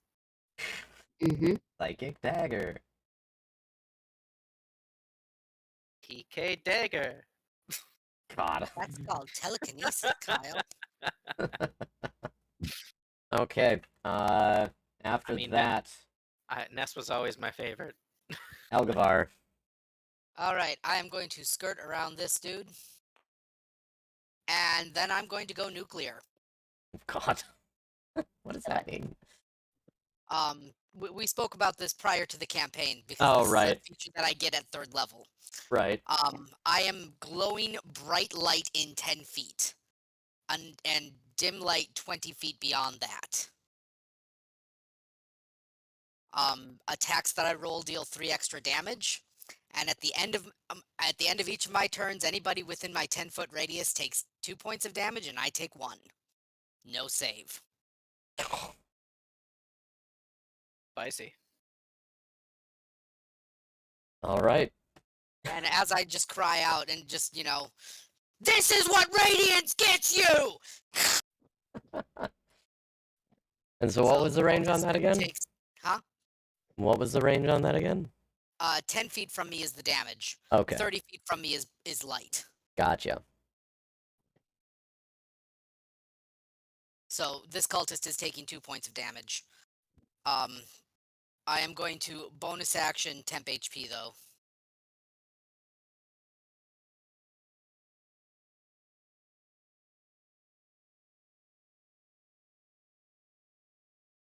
Anything else from you? No, that should be enough, I think. All right. Passenger. All right, everybody moving and changing stuff. That's fine. I think I can still do this though. I'm going to move back here, and borrow time from other timelines. I think in order to give Algvar, Kimbrin, and Bjorn 5. I'm using aid, right? So their hit point maximum increases by 5, as well as their current hit points. Nice. Easy there, Doctor Strange. Absolutely not. There was nothing easy about it.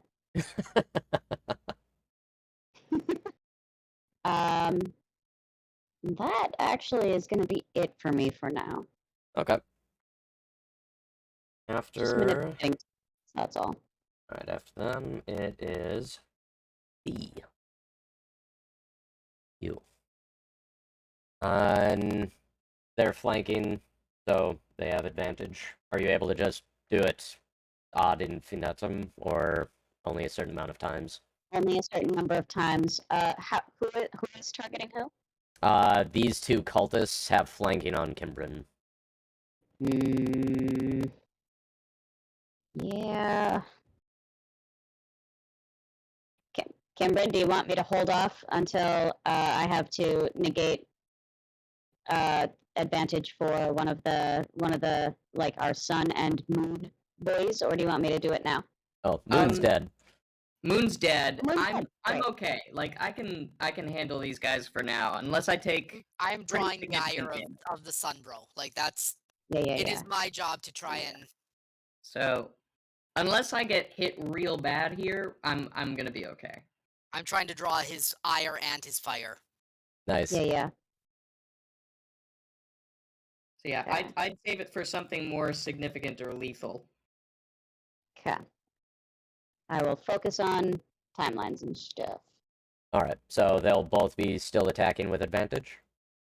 Yes. Is that now that Moon is down, the spectral weapon has gone away? Yep, the Yes. spectral weapon's gone. Great. Then Kimbrin is probably going to be okay. Yeah. Famous If last not, words. I'll feel bad. You know, Alright. if I die, I die. Unacceptable.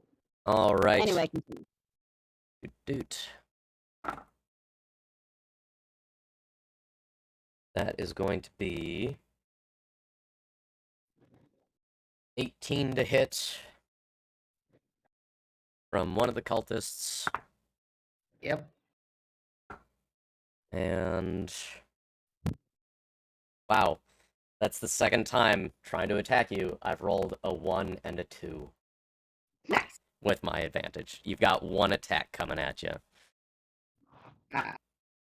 Punch. You will be taking 6 damage. Weak. Alright. Elgavar. Does a 15 hit you? Yes, it does. Alright. This coming from this dude who took Yes. radiant damage. Yes. Okay. Anything special about that, or just noting it? Nope, just noting it. Okay. That is 4 damage. Okay.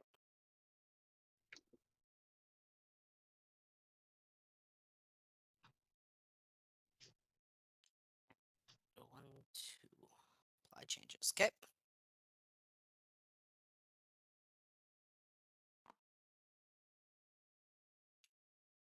Bjorn, out of the crowd, you see a cultist rush you. Do I see that? Yes. Oh, okay. So Does I was pretty a- oblivious. 12 hit you. Mm, No. Alright, the attack misses. After that, we are back up to Kimbrin. Okay. So the guy that I already punched, I'm gonna try to get him with my spear again.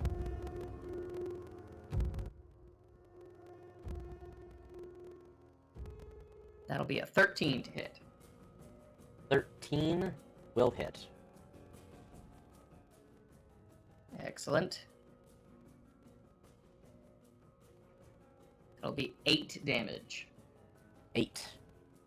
And Adam? On the guy you hit already? Yep. Alright, he dropped. Excellent.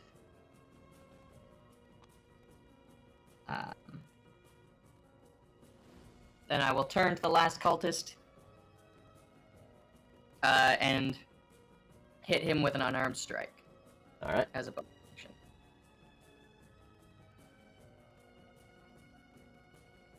That is a crit. 25.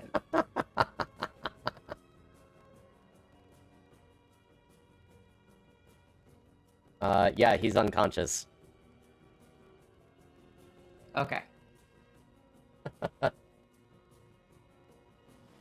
Like, yeah, they got 9 health. I assume you're gonna be able to deal that on a crit. It was actually only 8. Only 8? Oh. Yeah, because it's an unarmed strike. I mean, I'm only doing Yeah, but you're a 1d4 monk. here. Oh, Yeah, it you're was still at a 1 1d4. plus 3, so only 8. Okay. Okay. Yeah. I mean, he's still not happy about it. Well, no, I did just punch him right in the face. Actually, no, I used the spear with 2 hands, so that would have been a kick to the solar plexus. Oh. Ugh. Ouch. Yeah. Alright. Anything else from you? That's it for me. Alright.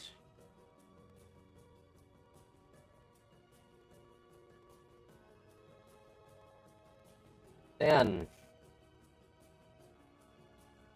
from behind you, 1, 2. The cult leader jumps off the cart and stomps up behind you, and holding a what looks like a scepter with a ring on it, he brings it down right towards your head. Okay.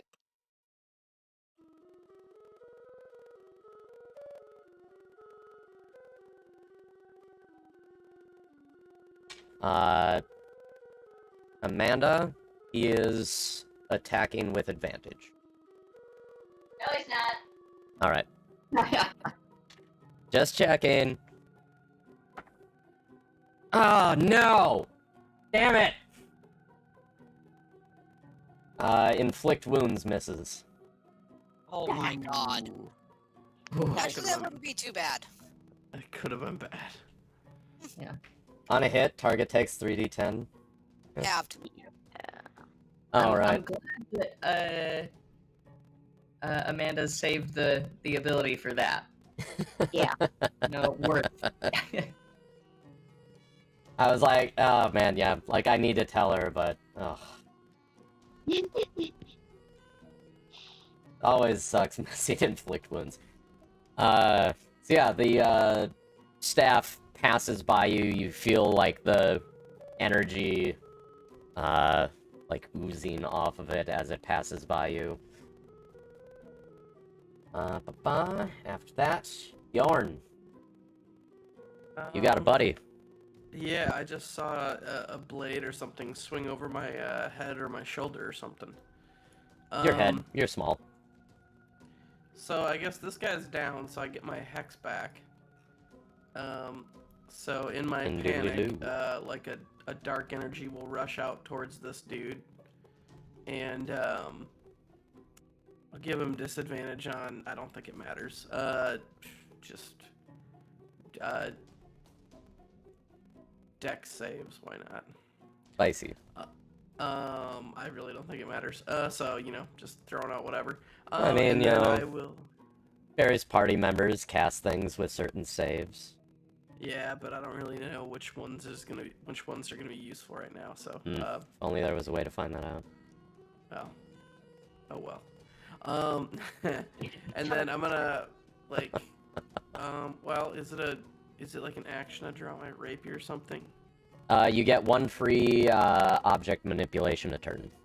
Okay, I'm gonna pull out my rapier then in panic, and Panic. just do a stab towards his belly button. This dice. All of my dice suck. That's a rapier. It's an 11 to hit. 11 misses. Alright, I'm retiring. Yeah, no, that's all I got. I just noticed this ninja is crouching down to exactly eye level with you. I mean, unless that's advantage, but, No, it's not advantage.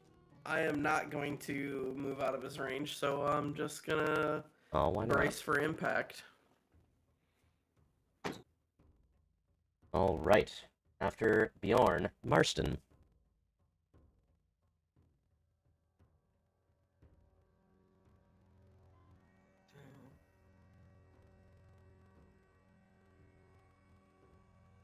Think that guy. Oh, there's just scanning. Do I spot this guy? Or is he, Roll like, me. sneaking around. Oh god. What was your perception check? You get like 14, I think. Let me check the history because I'm pretty sure it was the last thing I rolled. That's nice, there's a history.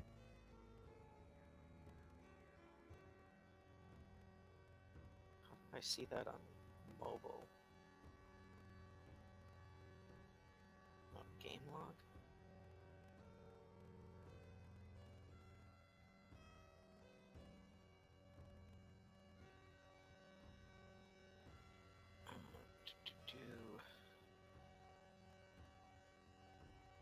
It was a 12 was the last one I rolled. You do not see him come out of the crowd. Okay. In that case, I will throw at the one on Bjorn. Draw. Hey guys, I gotta go AFK for a couple of minutes, but I Sure. will be back as soon as I can. 21. 21 hits. All right. Whoa, this is rolling super fucked up. I think looking at the history wigged out my page. Weird. No one's ever used that function before, so they didn't know that it was gonna crash. Yeah, I'm watching my dice attempt to roll, but it's going like a pixel every few Oh, seconds. super laggy? Yeah. Yeah. Like, it was doing that to me for the longest time, which is part of why I just don't do it. I've never had this happen in like literal years of using this. Well, I'm gonna just assume that's landing where it looks like it's landing. So that's gonna be. Refresh my page here.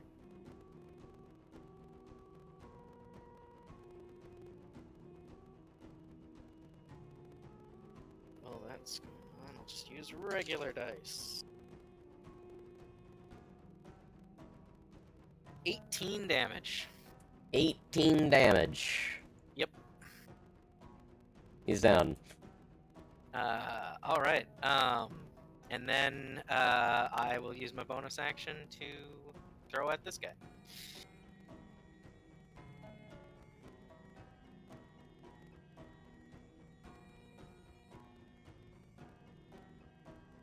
Does a 14 hit?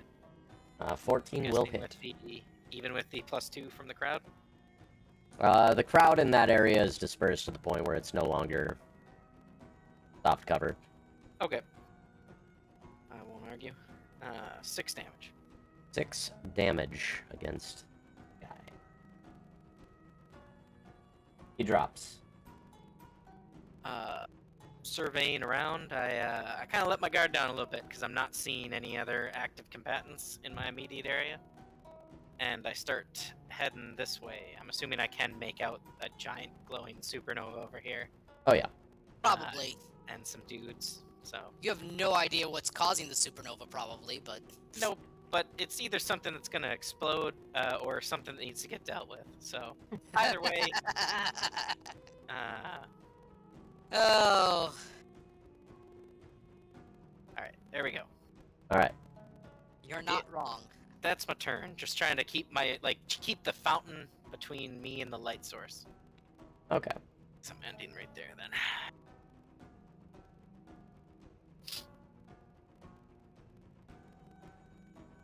Alright, ending right there. After you is Elgavar. Okay, so, still nuclear. Gonna maximize this bonus as best as I can. Band of Radiance, Cultist A is going to get a magic missile to the face. Kaboom! So that is 3... 4, 5, 6, 7... 8, 9, 10, 11, 12... 13, 14, 15 damage. Damn. Nice magic missile. And then another 2 damage at the end of my turn. To him and the dude next to both of the dudes next to me. Alright. Boom. And then I'm also gonna bonus action for more temp HP. Alright.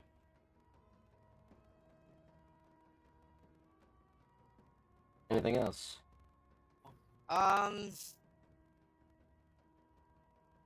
move, provoking an attack of opportunity from this guy. Okay. That is 18 on the die. That'll hit. For 6 damage. 6 damage, okay. In which case, he won't take the 2 radiant damage because I moved out of the way. Okay. But I'll take the 6. Anything else? Nope, that's it. Alright. Passenger. May still be AFK. Ah. Quick pee break for everybody? Well, we will be wrapping up within the next couple of minutes. I didn't realize. I didn't realize it was that late. Well.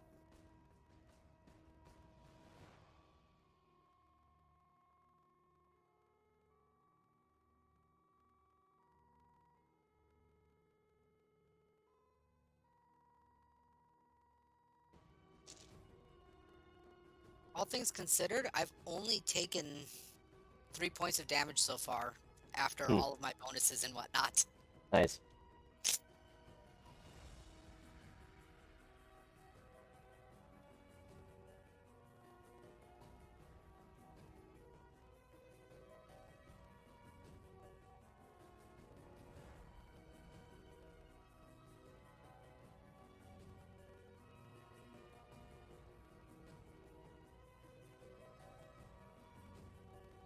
Yeah, I feel like in most of these fights, I end up taking the most damage just because I end up in the middle of a group of enemies every time. So it Trying goes. to draw enemies, okay? Yeah, well, I started out way in the back in the middle of a crowd, and then I had to spend my entire first round of combat yes. Well, this is getting the to the fight. weight of, having very high initiative and movement speed. Yeah. You heckin' go. Like, oh man, Alex, remember when you were like just rushing into the middle of combat despite being an archer? Oh yeah, you gave me a dragon slaying short sword, so I wanted to use it. And then I immediately regretted it. I'm sure you did. Classic DM debate. I love getting debated.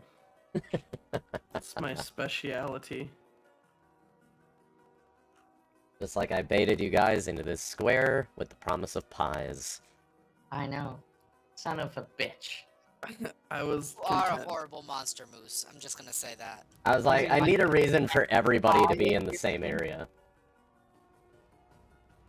I was content to just meditate and just enjoy the festival, and you were like, that pie, and I was like, oh, he's leaning into pie. I was like, I better go inspect pie. He's really leaning into it. This motherfucker. This pie having bitch, I tell you what.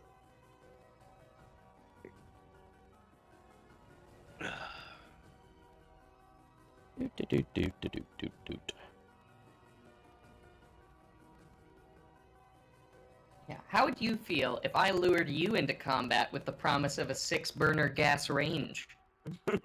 I mean, no, that's fair. And That said, I think you just You're a described path. normal kitchen work. What's up? It is your What I turn, meant- Pat. Hey, welcome back. And yeah, we will be wrapping very soon. spectacular. I got hit a couple more times, but I'm still standing, and I'm burning these guys as quickly as I can. All right. Still standing.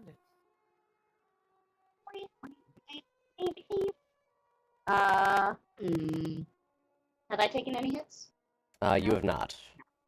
Spectacular.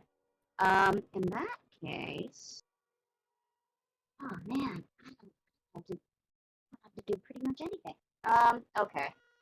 Kimbrin, it looks like, is pretty much taking care of the cultists around him, right? Yes. Or them, I should say.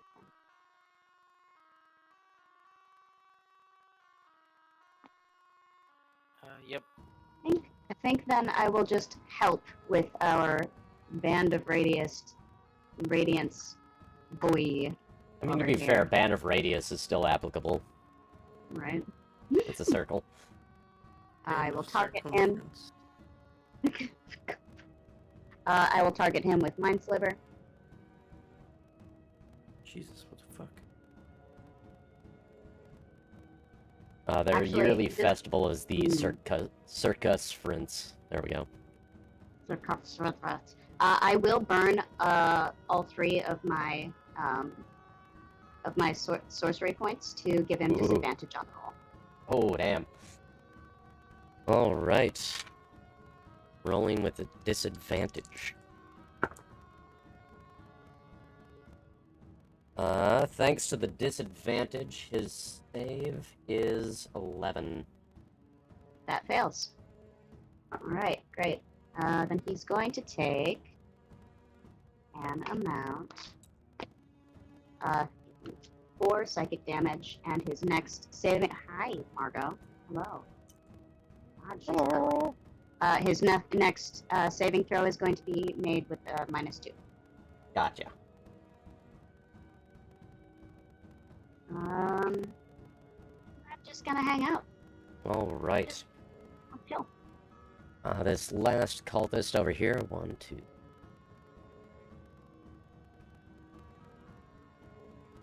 Six. Comes up behind Marston. Marston Finally does a... spotted me. Yeah, does a 13 hit your AC? No. Damn it. You hear a scimitar just swish right past your, left side as he, misses the shot.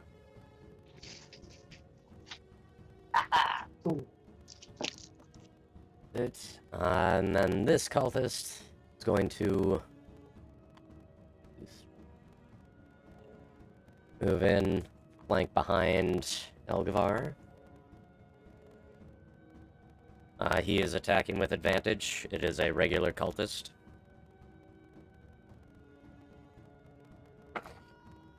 That will hit. Then you take another 4 damage. And that's it for the cultists. Back up at the top. The cultist backs away. And you hear him saying... Is he provoking an attack of opportunity, or is he disengaging? He is disengaging. He backs away, speaks up, using thaumaturgy to project his voice. You all have performed well. It's nice to see we will have a challenge in our journey. But the true gods cannot be stopped. The day of reckoning will come for you all. And then he will use Misty Step and teleport into the crowd. And that is the end of the encounter. This cultist here sort of pops off into the ground. What happens? Nick, you can make an attack of opportunity. Sure, as I basically, like, sidestep the scimitar that just narrowly missed me here. That's gonna be a 23. 23 will hit. Stan, you can also make an attack of opportunity against this cultist. I will do so. Double check a ruling here. Just to be on the safe side. 9 damage. 9 damage. He drops.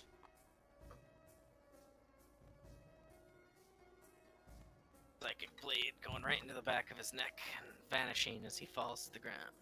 What you looking at, Stan? Oh, I was just double checking my bonus damage stuff. So, going into actions to make an attack against this guy using my Thunder Gauntlet.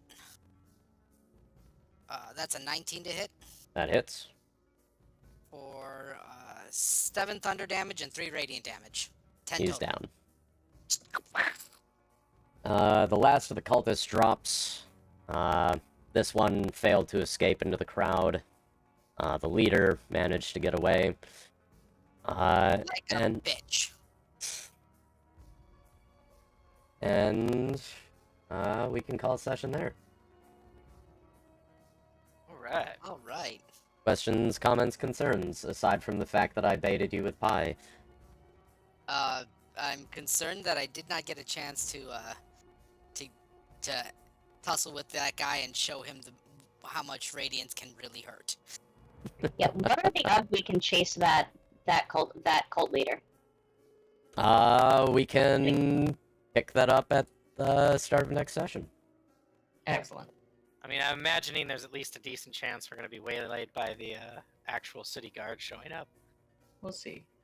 But I mean, maybe. I can move real fast, y'all. I suppose it hasn't been that long. Like, we've only been fighting for, like... Yeah, it was about 4 rounds, so... Oh, by the way, this guy is in fact dead. Because I do not choose non-lethal. Oh, yeah. Yeah, should I roll a... I have a question. Should I roll a d6 to see how many tears roll down my face after I fucking ate shit the entire combat? I think you can just decide that. Yeah, I'm not gonna make you roll for it. Six tears roll down my face. 6 whole That's the tears. best roll I had all night. Alright. All day. Dudes died near you, you could take credit. No, I can't even do that. they don't have any wounds on them, so you know it would be very apparent that a rapier. Just did not start stick into that bonking guy. them with something. Nah, just gonna tears just roll down my face. Yeah. Y'all have fun? Yep. Yeah. Yeah. I got dear. to fall off a log a couple times. I got to throw some knives. I got to throw some. I got to show you psychic guys. knives. I got to show you guys why I always encase myself in armor. Because you explode. Boom! I got to do a lot of almosting. I don't know. I feel like I did a lot of thing. I'm excited for next session to I try took to out hunt like down 4 the guys. pies that were left uneaten. Must be so frightened. The guards show up and we're all just like stuffing our faces. Like, these pies were just left here. Exactly. There's gonna be hundreds of pies just sitting around. We can't let them go bad. It's a bigger crime than all these explosions. It's true. It's true. There was 40 gold worth of property damage and 100 gold worth of pie loss. Exactly. These are what the terrorists are after, people. The gold guy, the guy that got away, he's got a flaming martini on his cheek. Ooh, I see. Ooh, are we gonna, like, loot the bodies next session? Yeah. Okay. That said, are you gonna chase the guy or are you gonna loot? Well, I assume that there are some roguish people here who are all about picking pockets, and I mean, to be fair, I'm a rogue, but in this situation, I wouldn't be like scrounging on bodies in public in the middle of an event like this. Yeah, I will. especially. Yeah. I will. Unsurprising. Unsurprising entirely. I've got a whole somebody would like know shame. I've got a whole 80, or I've got a whole, almost minute left of glowing bright light. I am chasing this dude down. The guards show up and Bjorn's just like, scavenger rights! Scavenger rights! Stan, so your thing just indiscriminately damages things near you? And things near me, yes. What was Yeah, that part? you're- You sort of... Me Well, and I think, yeah. it damages me and things near me. Okay, you might not want to run into a crowd with that active. That's Oh my just God, me it's the saying. Kobolds all over again.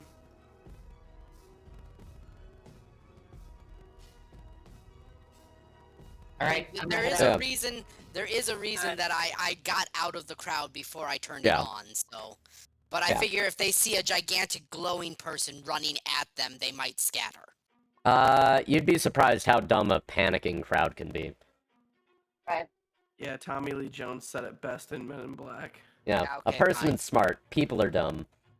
Yeah. Well, and Anyway. driving, that then drives the crowd in the direction of the person you're chasing, and might, make it actually harder to get him. But it's hard to predict how they'll react. Right? Yeah. So do what you want to do. That's what I say. Live your truth. I might not chase them. I don't know. We'll see how I'm feeling in 2 weeks. Because I mean, Nice. like, we don't really have enough time to have a wrap up or resolution, so we can definitely decide how we want to proceed. Yeah. At that. Alright. Yeah. Ultimately, very fun. Glad you guys enjoyed. This was meant to be a filler episode, but it turned into 2 sessions, potentially 3. Well, 3 episodes. So, I mean, if you guys are that's doing a just the way chase. it goes. Yeah. I don't. That's how I don't filler think. acts work, man. I don't think I've You ever can't just like. have one filler episode. Yeah. I was You gonna say, gotta I don't have think- like 6 weeks of filler episode. Yeah. I don't think I've ever done one or been in one that was like a session that was intended to be like this is a one shot or this is a one off ever completing in a single session. Yeah. This was just meant to hold us over until Cameron got back. Yep. But Well, anyway, it's glad nice. you guys had fun. It let us ease back in too. 'Cause, Yeah. We basically had like 2 because I think we missed a session before we had the last one too. So like, it's been pretty spread out over the last couple times we played. So So, good session all in all. works out. I will see you guys in 2 weeks. Ciao. Bye. Bye-bye! and stream. I want to thank you guys for tuning in once more. I hope you enjoyed this filler episode. Join us again in 2 weeks for the next session of my D&D homebrew. Talk to you later. Potentially later today if I end up doing more Elden Ring.